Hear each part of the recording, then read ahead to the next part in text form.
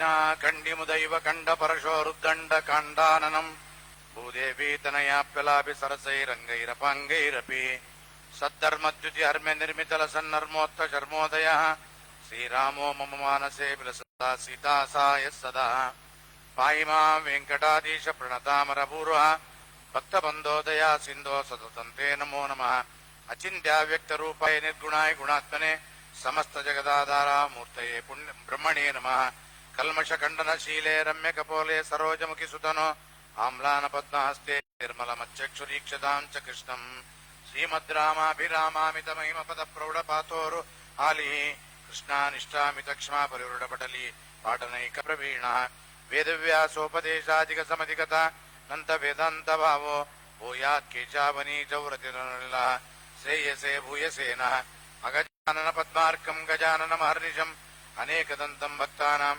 ಏಕದಂತಮುಪಾಸ್ಮೆ ಶ್ರೀರಾಘವೇಂದ್ರ ತೀರ್ಥಾರ್ಯ ಚರಣಾಪರ ಪೂರ್ವಂ ಕಾಮಿತಾಶೇಷ ಕಲ್ಯಾಣ ಕಲ್ಲನ್ವಾನ್ಮುಖಮಾಶ್ರೇ ಅಪಾದಮೌಲಿ ಪರ್ಯಂತಂ ಗುರುಣಾಮಾಕೃತಿಂ ಸ್ಮರೆ ತೇನ ವಿಜ್ಞಾ ಪ್ರಣಶ್ಯಂತಿ ಸಿದ್ಧಂತಿ ಚ ಮನೋರಥಾಃ ಸುಷಮೀಂದ್ರ ಕರಾಬ್ಜೋತ್ತಮ್ ರಾಘವೇಂದ್ರ ಗುರುಪ್ರಿಯಂ ಸುಯತೀಂದ್ರ ಗುರುಂ ವಂದೇ ಮೂಲರಾಮಾರ್ಚನೆ ರಥಂ. ಹಂಸನಾಮಕ ಪರಮಾತ್ಮನ ಸಾಕ್ಷಾತ್ ಪರಂಪರೆಯಲ್ಲಿ ಅಧುನಾ ವಿರಾಜಮಾನರಾದ ಪರಮಪೂಜ್ಯ ಶ್ರೀ ಶ್ರೀಪಾದಂಗಳವರ ಚರಣಕಮಲಗಳಲ್ಲಿ ಶಿರಸ ಅನಂತ ದಂಡ ಪ್ರಣಾಮಗಳನ್ನ ಸಲ್ಲಿಸಿ ಕ್ರೋಧಿನಾಮ ಸಂವತ್ಸರದ ಪಂಚಾಂಗ ಶ್ರವಣ ಪಂಚಾಂಗ ಪಠಣ ಕಾರ್ಯಕ್ರಮವನ್ನು ಗುರುಗಳ ಆದೇಶದಂತೆ ಯಥಾಮತಿ ಮಾಡುವ ಪ್ರಯತ್ನವನ್ನೇ ಮಾಡ್ತೇನೆ. ಪ್ರಾರಂಭದಲ್ಲಿ ಪಂಚಾಂಗ ಪೀಠಿಕಾ ಅಂತ ಹೇಳೋದಾದ್ರೆ ತಿಥಿ ವಾರ ನಕ್ಷತ್ರ ಯೋಗ ಕರಣಗಳು ಇವು ಪಂಚಾಂಗಗಳು ಅಂತ ಕರೀತಾರೆ. ಈ ಪಂಚಾಂಗಗಳ ಹಿನ್ನೆಲೆಯಲ್ಲಿ ನಮ್ಮ ಧಾರ್ಮಿಕ ಅನುಷ್ಠಾನದ ವಿಚಾರಗಳನ್ನೆಲ್ಲವನ್ನು ಕೂಡ ನಡೆಸಬೇಕು. ಅದಕ್ಕೆ ತಕ್ಕಂತೆ ಒಂದು ಧರ್ಮಶಾಸ್ತ್ರದ ವಿಧಾನದಲ್ಲಿ ಯಾವ ತಿಥಿ ಎಷ್ಟು ವ್ಯಾಪ್ತಿ ಇದ್ರೆ ಯಾವ ನಕ್ಷತ್ರ ಹೇಗಿದ್ದಾಗ ಏನ್ ಮಾಡ್ಬೇಕು ಅನ್ನತಕ್ಕಂತ ಒಂದು ನಿರ್ಣಯವನ್ನ ಕೊಟ್ಟಿರ್ತಾರೆ. ಅದರ ಹಿನ್ನೆಲೆಯಲ್ಲಿ ಪಂಚಾಂಗದ ನಿರ್ಣಯವನ್ನ ಮಾಡಿಕೊಂಡು ತನ್ಮೂಲಕವಾಗಿ ಕರ್ಮಾನುಷ್ಠಾನವನ್ನು ಮಾಡಬೇಕು. ಒಟ್ಟಾರೆ ಕರ್ಮಾನುಷ್ಠಾನಕ್ಕೆ ಮಾಡಬೇಕಾದಂತಹ ಒಂದು ಮಾಹಿತಿ ತಿಥಿವಾರ ನಕ್ಷತ್ರಾದಿಗಳ ಮಾಹಿತಿ ಪಂಚಾಂಗದ ಮೂಲಕ ನಮಗೆ ಸಿಗುವಂತಹದ್ದಾಗ್ತದೆ. ಸಾಮಾನ್ಯವಾಗಿ ಇವತ್ತು ನಾವು ಉದಾಹರಣೆ ಹೇಳೋದಾದ್ರೆ ಲೌಕಿಕವಾಗಿ ಕ್ಯಾಲೆಂಡರ್ ಅಂತ ಬಳಸ್ತೇವೆ. ಇವತ್ತೇನ್ ಡೇಟು ಮತ್ತು ವಾರಗಳನ್ನು ಇಟ್ಟುಕೊಂಡು ತನ್ಮೂಲಕವಾಗಿ ಏನು ಕಾರ್ಯಕ್ರಮವನ್ನು ಮಾಡ್ತೇವೆ, ಇದು ಧಾರ್ಮಿಕ ವಿಧಿಯಲ್ಲಿ ಒಂದು ವಿಧವಾಗಿರ್ತಕ್ಕಂಥ ಕ್ಯಾಲೆಂಡರ್ ಅಂತಾನೆ ಹೇಳ್ಬೋದು. ಪಂಚಾಂಗದ ಹಿನ್ನೆಲೆಯಲ್ಲಿ ಕ್ಯಾಲೆಂಡರ್ ಸಿದ್ಧವಾಯಿತೆ ಹೊರತ ಕ್ಯಾಲೆಂಡರ್ ಹಿನ್ನೆಲೆಯಲ್ಲಿ ಪಂಚಾಂಗ ಅಂತ ನಾವು ಹೇಳ್ಬಾರ್ದು. ಉದಾಹರಣೆ ನಿಮಗೆ ಅರ್ಥ ಆಗಲಿರತಕ್ಕಂಥ ಹಿನ್ನೆಲೆಯಲ್ಲಿ ಈ ಮಾತನ್ನು ಹೇಳ್ತಾ ಇದ್ದೇನೆ. ಆದ್ರಿಂದ ನಮಗೆ ಯಾವತ್ತಿಗೂ ಕೂಡ ಚೈತ್ರ ಮಾಸ ಶುಕ್ಲ ಪಕ್ಷದ ಪ್ರತಿಪದ ಅವತ್ತು ನೂತನ ವತ್ಸರ ಆರಂಭ ಹೊರತಾಗಿ ಜನವರಿ 1 ಅಲ್ಲ ಎಂಬುದನ್ನು ನಾವೆಲ್ಲರೂ ಕೂಡ ಗಮನದಲ್ಲಿ ಇಟ್ಕೊಳ್ಬೇಕು. ಅದರಂತೆ ಇವತ್ತು ಚೈತ್ರ ಮಾಸದ ಶುಕ್ಲ ಪಕ್ಷದ ಪ್ರತಿಪದಾದಲ್ಲಿ ಏನ್ ಮಾಡ್ಬೇಕು ಅಂತಂದ್ರೆ ಶಾಸ್ತ್ರವೇ ಒಂದು ವಿಧಾನ ಮಾಡ್ತಾ ಇದೆ. ಚೈತ್ರಾದವು ಉಷಸಿ ಸ್ಮರನ್ ರಘುಪತಿಂ ಚೋತ್ತಾಯ ಚಂದ್ರಂ ಸ್ಮರೇತ್ ವೃದ್ಧಾಜ್ಞಾ ಅನುಗೃಹ್ಯ ನಿಂಬಕದಲಂ ಪ್ರಾಸ್ಯ ಆಚ್ಯ ಪಾತ್ರೆ ಸ್ವಕಂ ವಕ್ತ್ರಂ ವೀಕ್ಷ್ಯ ಚ ದರ್ಪಣೆ ಸುಮನಸೋ ದೈವಜ್ಞ ಮಿತ್ರಾನ್ವಿತ ಪಂಚಾಂಗಂ ಶೃಣಿಯಾನ್ ನೃಪ ಪ್ರಮುದಿತ ಸಂಭಾವ್ಯ ಮುಹೂರ್ತಿಕಾನ್ನೇ. ಚೈತ್ರ ಮಾಸದ ಶುಕ್ಲ ಪಕ್ಷದ ಪ್ರಾತಃ ಕಾಲದಲ್ಲಿ ಬಹುಬೇಗನೆ ಎದ್ದು ಲಕ್ಷ್ಮೀಪತಿಯಾದ ಭಗವಂತನನ್ನ ಸ್ಮರಣೆ ಮಾಡುತ್ತಾ ಚಂದ್ರನನ್ನ ಸ್ಮರಣೆ ಮಾಡಿ ಮನೆಯಲ್ಲಿ ಮತ್ತು ಗ್ರಾಮದಲ್ಲಿ ಇರತಕ್ಕಂತ ವೃದ್ಧರು ಜ್ಞಾನಿಗಳು ಅಂತ ಯಾರಿದ್ದಾರೆ ಅವರಿಗೆ ನಮಸ್ಕಾರ ಮಾಡಿ ಅವರ ಅಪ್ಪಣೆಯನ್ನ ಪಡೆದು ಸ್ನಾನಾದಿ ಅನೇಕಗಳನ್ನ ಮುಗಿಸಿಕೊಂಡು ನಿಂಬಕ ದಳವನ್ನ ಪ್ರಾಶನ ಮಾಡಬೇಕು, ಬೇವು ಬೆಲ್ಲವನ್ನ ಸ್ವೀಕಾರ ಮಾಡಬೇಕು ಎಂಬುದಾಗಿ ಹೇಳ್ತಾರೆ. ಅನಂತರದಲ್ಲಿ ಆಜ್ಯ ಪಾತ್ರೆ ಸ್ವಕಂ ವೀಕ್ಷಂ ವಕ್ತ್ರಂ ವೀಕ್ಷ. ಆಜ್ಯ ಪಾತ್ರೆ ಅಂದ್ರೆ ತುಪ್ಪದ ಪಾತ್ರೆಯಲ್ಲಿ ನಮ್ಮ ಮುಖವನ್ನೇ ನಾವು ನೋಡ್ಕೊಳ್ಬೇಕು. ದರ್ಪಣದಲ್ಲಿಯೂ ಕೂಡ ಮುಖವನ್ನು ನೋಡಬೇಕು. ಒಳ್ಳೆ ಜ್ಞಾನಿಗಳಾಗಿರ್ತಕ್ಕಂತಹ ದೈವಜ್ಞರು ಅಂತಂದ್ರೆ ಜ್ಯೋತಿಷ್ಕರು ಅವರ ಮೂಲಕವಾಗಿ ಪಂಚಾಂಗವನ್ನೇ ಶ್ರವಣ ಮಾಡಿ ಸಂತೋಷದಿಂದ ನಾವು ಜೀವನವನ್ನು ಕಳಿಬೇಕು. ಅಬ್ದಾದೋ ಮಿತ್ರ ಸಂಯುಕ್ತೋ ಮಂಗಲ ಸ್ನಾನಮಾಚರೆ ವಸ್ತ್ರೈರಾಭರಣೈ ದೇಹಂ ಅಲಂಕೃತ ದಶುಜಿ ದೇವದ್ವಿಜಾದೀನ್ ಸಮಭ್ಯರ್ಚ ಪ್ರಗೃಹ್ಯ ಬ್ರಾಹ್ಮಣಾಶಿಷ ಭಕ್ಷಯಿತ್ವ ನಿಂಬಪತ್ರಂ ಶೃಣಿಯಾತ್ ವರ್ಷಜಂ ಫಲಂ. ಆದ್ರಿಂದ ಇವತ್ತಿನ ದಿವಸ ಅವಶ್ಯವಾಗಿ ಎಲ್ಲರೂ ಕೂಡ ಅಭ್ಯಂಜನ ಸ್ನಾನ ಅನ್ನತಕ್ಕಂಥದ್ದನ್ನು ಮಾಡಬೇಕು. ಎಣ್ಣೆಯಲ್ಲಿ ಲಕ್ಷ್ಮೀ ದೇವಿ ಭಗವಂತನ ಸನ್ನಿಧಾನವಿರ್ತದೆ. ಅದನ್ನು ತಲೆಯಲ್ಲಿ ಧಾರಣ ಮಾಡುವುದರ ಮೂಲಕವಾಗಿ ನಮಗೆ ವಿಶೇಷವಾದ ಆಯುಷ್ಯ ಆರೋಗ್ಯ ಇತ್ಯಾದಿಗಳೆಲ್ಲವೂ ಕೂಡ ಪ್ರಾಪ್ತವಾಗತಕ್ಕಂಥದ್ದಾಗ್ತದೆ. ಮಂಗಲ ಸ್ನಾನವನ್ನು ಮಾಡಿಕೊಂಡು ನೂತನ ವಸ್ತ್ರ ಆಭರಣಗಳಿಂದ ದೇಹವನ್ನೇ ಅಲಂಕಾರ ಮಾಡಿಕೊಂಡು ದೇವಬ್ರಾಹ್ಮಣರಿಗೆ ಪೂಜೆ ಮಾಡಿ ಬ್ರಾಹ್ಮಣರ ಆಶೀರ್ವಾದವನ್ನ ಸ್ವೀಕಾರ ಮಾಡಿ ಆ ಬೇವು ಬೆಲ್ಲವನ್ನ ಸ್ವೀಕಾರ ಮಾಡತಕ್ಕಂಥವರಾಗ್ಬೇಕು. ವತ್ಸರಾದವು ವಸಂತಾದವು ಬಲಿರಾಜ್ಯೆ ತಥೈವಚ ತೈಲ ಸ್ನಾನ ಅಕುರ್ವಾಣ ನರಕಂ ಪ್ರತಿಪದ್ಯತೆ ಅಂತ ಆ ವಸಂತ ಋತುವಿನ ಆರಂಭದಲ್ಲಿ ಮತ್ತು ವತ್ಸರದ ಆರಂಭದಲ್ಲಿ, ವರ್ಷಾರಂಭದಲ್ಲಿ ಬಲಿಪಾಡ್ಯದ ದಿನ ಯಾರು ತೈಲ ಸ್ನಾನವನ್ನು ಮಾಡೋದಿಲ್ವೋ ಅವರಿಗೆ ನರಕ ಪ್ರಾಪ್ತಿ ಆಗ್ತದೆ ಎಂಬುದಾಗಿ ಹೇಳ್ತಾರೆ. ತೈಲ ಅಂದ್ರೆ ಎಣ್ಣೆಯಲ್ಲಿ ಲಕ್ಷ್ಮಿ, ಆಮೇಲೆ ಜಲೆ ಗಂಗಾ, ವತ್ಸನಾದಿ ತಿಥೌ ಶುಭೆ ಅಲಕ್ಷ್ಮಿ ಪರಿಹಾರಾರ್ಥಂ ಮಂಗಲ ಸ್ನಾನಮಾಚರೇತೆ. ಅಲಕ್ಷ್ಮಿ ಕಳ್ಕೊಳ್ಳೋದಕ್ಕೋಸ್ಕರ ಮಂಗಲ ಸ್ನಾನವನ್ನು ಮಾಡಬೇಕು ಎಂಬುದಾಗಿ ಹೇಳ್ತಾರೆ. ಇವತ್ತಿನ ದಿವಸ ನಾವು ಬೇವನ್ನ ಸ್ವೀಕಾರ ಮಾಡುವಾಗ ಹೇಳಬೇಕಾದಂತ ಮಂತ್ರ ಏನದು? ಶತಾಯುರ್ ವಜ್ರದೇಹಾಯ ಸರ್ವಸಂಪತ್ಕರಾಯ ಚ ಸರ್ವಾರಿಷ್ಟ ವಿನಾಶಾಯ ನಿಂಬಕಂ ದಲಭಕ್ಷಣಂ. ಅಂದ್ರೆ ಒಳ್ಳೆ ವಜ್ರದಂತೆ 100 ವರ್ಷ ಗಟ್ಟಿಮುಟ್ಟಿಯಾದ ದೇಹ ಬರಲಕ್ಕೋಸ್ಕರ, ಸರ್ವ ಸಂಪತ್ತಿನ ಪ್ರಾಪ್ತಿಗಾಗಿ, ಸರ್ವ ಅರಿಷ್ಟದ ನಿವೃತ್ತಿಗಾಗಿ ಈ ಯಾವ ಬೇವಿನ ಇದನ್ನ ಸ್ವೀಕಾರ ಮಾಡ್ತೇನೆ ಎಂಬುದಾಗಿ ಹೇಳ್ಬೇಕು. ಅದರ ಜೊತೆಗೆ ಪಂಚಾಂಗ ಶ್ರವಣ ಮಾಡ್ಬೇಕು.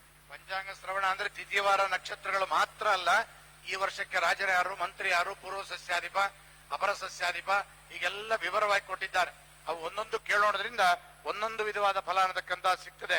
ಯಾರು ಈ ವರ್ಷನಾಥ ಸಚಿವಾದಿಗಳನ್ನ ತಿಳಿತಾರೋ ಅವರಿಗೆ ಸಮಸ್ತವಾದ ದುರಿತಗಳು, ಪಾಪಗಳು ದೂರವಾಗಿರ್ತಕ್ಕಂಥದ್ದಾಗಿ ಆಯುಷ್ಯ, ಅರ್ಥ, ಅತುಲವಾದ ಸಂಪತ್ತು, ಯಶಸ್ಸು, ಕೀರ್ತಿ ಎಲ್ಲವೂ ಕೂಡ ಬರ್ತಕ್ಕಂಥದ್ದಾಗ್ತದೆ. ರಾಜಫಲವನ್ನ ಕೇಳಿದ್ರೆ ಸುಖಿಗಳಾಗ್ತಕ್ಕಂಥವ್ರಾಗ್ತಾರೆ. ಮಂತ್ರಿ ಫಲವನ್ನ ಕೇಳೋಣದ್ರಿಂದ ಉತ್ಸಾಹ ಪ್ರಾಪ್ತಿ ಆಗ್ತದೆ. ಅನೇಕ ಸಸ್ಯಾಧಿಪ ಮತ್ತು ಅರ್ಘಫಲ, ರಸಾಧಿಪ ಫಲಗಳನ್ನು ಕೇಳೋಣದ್ರಿಂದ ವಿಶೇಷವಾಗಿ ಐಶ್ವರ್ಯವಂತರಾಗ್ತಕ್ಕಂಥವ್ರಾಗ್ತಾರೆ. ಆದ್ರಿಂದ ಯಸ್ರುಣೋದಿ ನರೋಭಕ್ತ್ಯ ವತ್ಸರಂಚ ಸುಖಿ ಭವೇತ್. ಸಂವತ್ಸರದ ಎಲ್ಲ ಫಲವನ್ನು ಕೇಳೋಣದ್ರಿಂದ ಸುಖ ಪ್ರಾಪ್ತಿ ಆಗತಕ್ಕಂಥದ್ದಾಗ್ತದೆ. ಹಾಗಾದ್ರೆ ಈಗ ಏನು ಎಷ್ಟು ವಯಸ್ಸಾಗಿದೆ ಕಲಿಯುಗದಲ್ಲಿ ಇತ್ಯಾದಿ ವಿವರಣೆಗಳನ್ನ ಕೊಡ್ತಕ್ಕಂಥವ್ರು ಆಗ್ತಾರೆ. ಅಂದ್ರೆ ಈಗ ನಾವು ನೋಡ್ಬೇಕಾದ್ರೆ ಬ್ರಹ್ಮನ ಆಯುಷ್ಯವನ್ನ ಗಣನ ಮಾಡ್ಬೇಕು. ಬ್ರಹ್ಮನ 100 ವರ್ಷ ಆಯುಷ್ಯವನ್ನು, ಬ್ರಹ್ಮನ 100 ವರ್ಷ ಆಯುಷ್ಯ ಕಂಡಿಡಿಯೋದು ಹೇಗೆ ಅಂತಂದ್ರೆ ಕೃತ, ತ್ರೇತ, ದ್ವಾಪರ, ಕಲಿ ಅನ್ನುವಂತಹದ್ದು 1000 ಬಾರಿ ರೌಂಡ್ ಹಾಕಿದ್ರೆ ಬ್ರಹ್ಮದೇವರಿಗೆ 12 hours ಒಂದು ಹಗಲಾಗ್ತದಂತ. ಅಷ್ಟೇ ಇನ್ನೊಂದು ಬಾರಿ ತಿರುಗಿದಾಗ ಒಂದು ರಾತ್ರಿ ಆಗ್ತದೆ.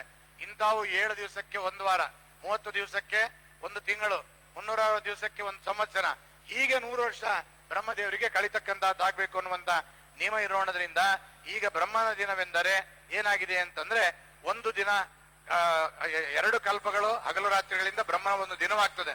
ಇಂಥ 360 ದಿನಗಳಿಗೆ 1 ಸಂವತ್ಸರ, ಇಂಥ 100 ಸಂವತ್ಸರಗಳು ಬ್ರಹ್ಮದೇವರ ಆಯುಷ್ಯ ಪ್ರಮಾಣ.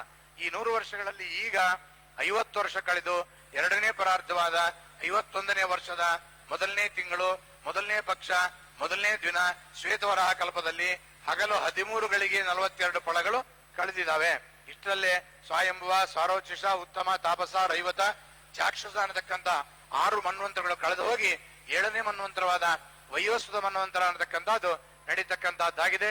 ಇಂಥ ಈವಾಗ ವಯೋಸ್ಸುತ ಮನ್ವಂತರದಲ್ಲಿ ವಿಶೇಷವಾಗಿ ನಮಗೆ ಶ್ರೀಮನ್ ಮಧ್ವಾಚಾರ್ಯರ ಗತಶಕೆ 824, ರಾಘವೇಂದ್ರ ತೀರ್ಥರ 353, ಶಾಲಿವಾನ್ ಗತಶಕೆಯಲ್ಲಿ 46 ವರ್ಷಗಳು ಕಳೆದಿದ್ದಾವೆ. 47ನೇ ವರ್ಷ ಈ ವರ್ತಮಾನ ಶಕ 1947 ನರ್ಮದಾ ದಕ್ಷಿಣ ದೇಶದ ಮಂತ್ರಾಲಯದಲ್ಲಿ ಚೈತ್ರ ಶುಕ್ಲ ಪ್ರತಿಪತ್ತಿನಿಂದ ಕ್ರೋಧಿ ಸಂವತ್ಸರ ಪ್ರಾರಂಭವಾಗ್ತಾ ಇದೆ ಎಂಬುದಾಗಿ ಹೇಳ್ತಾ ಇದ್ದಾರೆ. ಈ ಕ್ರೋಧಿ ಸಂವತ್ಸರ ಫಲಗಳಿಗೆ ಸಂಕ್ಷೇಪವಾಗಿ ರಾಜಾದಿಗಳು ಯಾರು ಅನ್ನುವಂತ ನಾಯಕರ ಬಗ್ಗೆ ತಿಳಿಸ್ತಾರೆ. ಅಲ್ಲಿ ರಾಜ ಮಂಗಳ, ಮಂತ್ರಿ ಶನಿ, ಸೇನಾಧಿಪ ಶನಿ, ಪೂರ್ವ ಸಸ್ಯಾಧಿಪ ಮಂಗಳ, ಪರಸಸ್ಯಾಧಿಪ ಶನಿ, ಧಾನ್ಯಾಧಿಪ ಚಂದ್ರ, ರಸಾಧಿಪ ಗುರು, ನೀರಸಾಧಿಪ ಮಂಗಳ, ಅರ್ಘಾಧಿಪ ಶನಿ, ಮೇಘಾಧಿಪ ಶನಿ. ಅದೇ ರೀತಿ ಉಪನಾಯಕರುಗಳು ಪಶ್ವಾಧಿಪ ಮಂಗಳ, ಕೋಶಾಧಿಪ ಮಂಗಳ, ಅಶ್ವಾಧಿಪ ಚಂದ್ರ, ಗಜಾಧಿಪ ಶನಿ, ಯುದ್ಧಾಧಿಪ ಶನಿ, ವ್ಯಾಪಾರಾಧಿಪ ಶುಕ್ರ, ಛತ್ರಾಧಿಪ ಮಂಗಳ, ವ್ಯವಹಾರಾಧಿಪ ಗುರು, ದೇವಾಧಿಪ ಮಂಗಳ, ದ್ರವ್ಯಾಧಿಪ ಶುಕ್ರ, ನರಾಧಿಪ ಮಂಗಳ, ವಸ್ತ್ರಾಧಿಪ ಗುರು, ಸ್ತ್ರೀಣಾಮಧಿಪ ಶನಿ, ರತ್ನಾಧಿಪ ಶನಿ, ಸರ್ವಾಧಿಪ ಶನಿ, ಮಾಂಗಲ್ಯಾಧಿಪ ಗುರು, ಮೃಗಾಧಿಪ ಮಂಗಳ, ವೃಕ್ಷಾಧಿಪ ಚಂದ್ರ, ಪಶುನಾಯಕ ಯಮ, ಸರ್ವೇಶಾಮಧಿಪ ಚಂದ್ರ, ಸರ್ವೇಶಾಮಧಿಪ ಮಂಗಳ. ಈಗ ಮೇಷಾದಿ ರಾಶಿಗಳ ಆಯವ್ಯಯಗಳನ್ನು ಹೇಳ್ತಾರೆ. ಯಾವ್ಯಾವ ರಾಶಿಗಳಿಗೆ ಎಷ್ಟು ಆಯ, ಎಷ್ಟು ವ್ಯಯ, ಅಂದ್ರೆ ಎಷ್ಟು ಬರ್ತದೆ, ಎಷ್ಟು ಖರ್ಚಾಗ್ತದೆ. ನಿಮ್ಮ ರಾಶಿಯನ್ನ ತಲೆಗಿಟ್ಕೊಳ್ರಿ, ಮತ್ತೆ ಹೇಳಕ್ ಆಗೋದಿಲ್ಲ. ಆದ್ರಿಂದ ಒಂದೊಂದೇ ರಾಶಿಯ ಆಯವ್ಯಯಗಳನ್ನು ತಿಳಿಸ್ತೇನೆ. ಮೇಷ ರಾಶಿಯವರಿಗೆ 2 ಆಯ ಬಂದ್ರೆ 14 ಖರ್ಚಾಗ್ತಕ್ಕಂಥದ್ದಾಗ್ತದೆ. ವೃಷಭ ರಾಶಿಯವರಿಗೆ 11 ಆಯ 5 ವ್ಯಯ. ಮಿಥುನ ರಾಶಿಯವರಿಗೆ 2 ಆಯ 5 ವ್ಯಯ. ಕಟಕ 11 ಆಯ 14 ವ್ಯಯ. ಸಿಂಹ ರಾಶಿಯವರಿಗೆ 14 ಆಯ 11 ವ್ಯಯ. ಕನ್ಯಾ ರಾಶಿಯವರಿಗೆ 2 ಆಯ 5 ವ್ಯಯ. ತುಲಾ ರಾಶಿಯವರಿಗೆ 13 ಆಯ 5 ವ್ಯಯ. ವೃಶ್ಚಿಕ ರಾಶಿಯವರಿಗೆ 2 ಆಯ 14 ವ್ಯಯ. ಧನುಷ್ ರಾಶಿಯವರಿಗೆ 14 ಆಯ 2 ವ್ಯಯ. ಮಕರ ರಾಶಿಯವರಿಗೆ 8 ಆಯ 5 ವ್ಯಯ. ಕುಂಭರಾಶಿಯವರಿಗೆ 8 ಆಯ 5 ವ್ಯಯ. ಮೀನರಾಶಿಯವರಿಗೆ 14 ಆಯ 5 ವ್ಯಯ ಅಂತ ಹೇಳ್ತಿದ್ದಾರೆ. ಇನ್ನ ಅಶ್ವಿನ್ಯಾದಿ ನಕ್ಷತ್ರಗಳಿಗೆ ಕಂದಾಯ ಫಲ ಅಂತ ಇರುತ್ತೆ. ಕಂದಾಯ ಫಲದಕ್ಕೆ ಒಂದು ಸಂಖ್ಯೆಯನ್ನು ಕೊಡ್ತಾರೆ. ಆ ಸಂಖ್ಯೆಯಿಂದ ನಮ್ಮ ಕಂದಾಯ ಫಲ ಏನು ಸಿಗುತ್ತೆ ಎಂಬುದೊಂದು ವಿವರಣೆಯನ್ನು ಕೊಡ್ತಾರೆ. ಏನದು ಅಂದ್ರೆ, ಕಂದಾಯ ಸಂಖ್ಯೆಯಲ್ಲಿ ವಿಷಮೇತು ಅರ್ಥಲಾಭ ಸ್ಯಾತ್, ಸಮೇತು ಸಮತಾ ಭವೇತ್, ಶೂನ್ಯ ಶೂನ್ಯಮವಾಪ್ನೋತಿ ಕಂದಾಯ ಫಲಮೀದೃಶಂ. ಅಂದ್ರೆ ವಿಷಮ ಸಂಖ್ಯಾ ವ್ಯಸ ಸಂಖ್ಯೆ ಬಂತು ಅಂತಾದರೆ ಸಂಪತ್ತಿನ ಪ್ರಾಪ್ತಿ. ಸಮತಾ ಇತ್ತಪ್ಪ ಅಂದ್ರೆ ಸಮಾನವಾಗಿರ್ತದೆ, ಖರ್ಚು ವೆಚ್ಚಗಳು 2. ಶೂನ್ಯ ಬಂತು ಅಂತ ಇಟ್ಕೊಳ್ರಿ, ಅವಾಗ ಶೂನ್ಯಮವಾಪ್ನೋತಿ ಏನು ಬರೋದಿಲ್ಲ. ಇದು ಕಂದಾಯ ಫಲ. 3 ಕಂದಾಯ ಫಲಗಳನ್ನು ಹೇಳ್ತಾರೆ. ಅದರಲ್ಲಿ ಆದಿಶೂನ್ಯ, ಮೊದಲು ಶೂನ್ಯ ಬಂತು ಅಂತ ಇಟ್ಕೊಳ್ಳಿ, ಮಹಾವ್ಯಾಧಿ. ಮಧ್ಯದಲ್ಲಿ ಶೂನ್ಯ ಬಂತು ಅಂತ ಇಟ್ಕೊಳ್ಳಿ, ಮಹತ್ತರವಾದ ಭಯ. ಅಂತ್ಯದಲ್ಲಿ ಶೂನ್ಯ ಬಂದ್ರೆ ರೋಗ ಪೀಡ. ತ್ರಿಶೂನ್ಯ ಮರಣಂ ಧ್ರುವಂ, 3 ಶೂನ್ಯಗಳು ಬಂದ್ರೆ ಮರಣ ಪ್ರಾಪ್ತಿ ಆಗ್ತದೆ ಎಂಬುವಂತ ಮಾತನ್ನು ಹೇಳ್ತಾರೆ. ಹಾಗಾದ್ರೆ 3 ಶೂನ್ಯಗಳು ಇಲ್ಲಿ ಯಾರಿಗೂ ಇಲ್ಲ. ಈ ವರ್ಷ ಯಾರೋ ಸಾಯಲ್ವೇನು ಅಂತ ಒಬ್ಬರು ಪ್ರಶ್ನೆ ಮಾಡಿದರು. ಅದರ ಅರ್ಥ ಏನು ಅಂದ್ರೆ, ಕಂದಾಯ ಫಲದ ದೃಷ್ಟಿಯಲ್ಲಿ ಸಾವಿಲ್ಲ ಹೊರತಾಗಿ ಬೇರೆ ನಮ್ಮ ಜನನ ಮರಣಗಳ ಆಯುಷ್ಯದ ವ್ಯವಹಾರ ಬೇರೆ ಇರ್ತದೆ. ಕಂದಾಯ ಫಲದ ದೃಷ್ಟಿಯಲ್ಲಿ ಈ ರೀತಿಯಾಗಿರ್ತದೆ. ಆದ್ರಿಂದ ಇಲ್ಲ ಯಾವ ನಕ್ಷತ್ರಗಳಿಗೂ ಕೂಡ ತ್ರಿಶೂನ್ಯ ಅನ್ನುವಂತಹದ್ದು ಬಂದಿಲ್ಲ. ಈಗ ಒಂದೊಂದೇ ನಕ್ಷತ್ರದ ಸಂಖ್ಯೆಗಳನ್ನು ಹೇಳ್ತೇನೆ, ನಿಮ್ಮ ನಕ್ಷತ್ರಗಳನ್ನು ನೀವು ಗಣನೆ ಇಟ್ಕೊಳ್ಳಿ.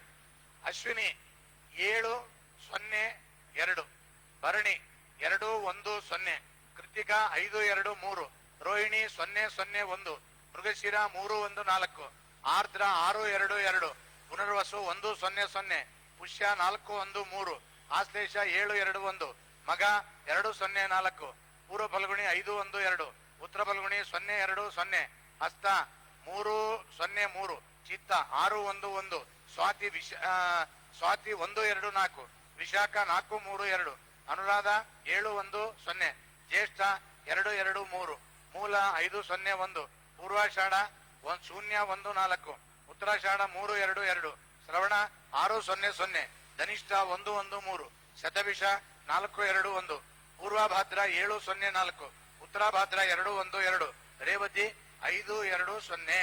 ಹೀಗೆ ನಾವು ಈ ಕಂದಾಯ ಫಲವನ್ನ ತಿಳ್ಕೊಳ್ತಕ್ಕಂಥವ್ರಾಗ್ಬೇಕು. ಈ ಇಡೀ ವರ್ಷದಲ್ಲಿ ಗುರು ಶುಕ್ರಾಸ್ತದ ವಿಚಾರವನ್ನ ತಿಳಿಸ್ತಾರೆ. ಗುರು ಶುಕ್ರಾಸ್ತಗಳು ಯಾವಾಗ ಆಗ್ತದೆ, ಯಾಕೆ ಅಂದ್ರೆ ಗುರು ಶುಕ್ರಾಸ್ತ ಆದಾಗ ಮಂಗಳ ಕಾರ್ಯಗಳನ್ನೇ ಮಾಡಬಾರದು ಅನ್ನುವಂತ ನಿಯಮ ಇರೋಣದ್ರಿಂದ ಗುರುವು ನಾಳೆ ಮೇ 5ನೇ ತಾರೀಕಿನಲ್ಲಿ ಅಸ್ತಂಗತನಾಗಿ ಮೇ 31ನೇ ತಾರೀಕೆ ಉದಯಿಸ್ತಾ ಇದ್ದಾನೆ. ಇನ್ನ ಶುಕ್ರ ಈ 28 ಏಪ್ರಿಲ್ ಅವತ್ತೇ ಅಸ್ತಂಗತನಾಗಿಬಿಟ್ಟು 29 ಜೂನ್ ನಲ್ಲಿ ಉದಯನಾಗ್ತಾ ಇದ್ದಾನೆ. ಆಮೇಲೆ ಶುಕ್ರ ಮುಂದಿನ ವರ್ಷ 17/3 ಅಂದ್ರೆ 17 ಮಾರ್ಚ್ ಫಾಲ್ಗುಣ ಕೃಷ್ಣ ನದಿಗೆ ಸೋಮವಾರದಂದು ಪಶ್ಚಿಮದಲ್ಲಿ ಅಸ್ತಂಗತನಾಗಿ 22/3 ಅದೇ ತಿಂಗಳ 22ನೇ ತಾರೀಕು ಮತ್ತೆ ಉದಯಿಸ್ತಕ್ಕಂಥವನಾಗ್ತಾನೆ. ಇದು ಗುರು ಶುಕ್ರಾಸ್ತ ವಿಚಾರಗಳನ್ನೇ ಅವಶ್ಯವಾಗಿ ತಿಳ್ಕೊಳ್ಬೇಕು.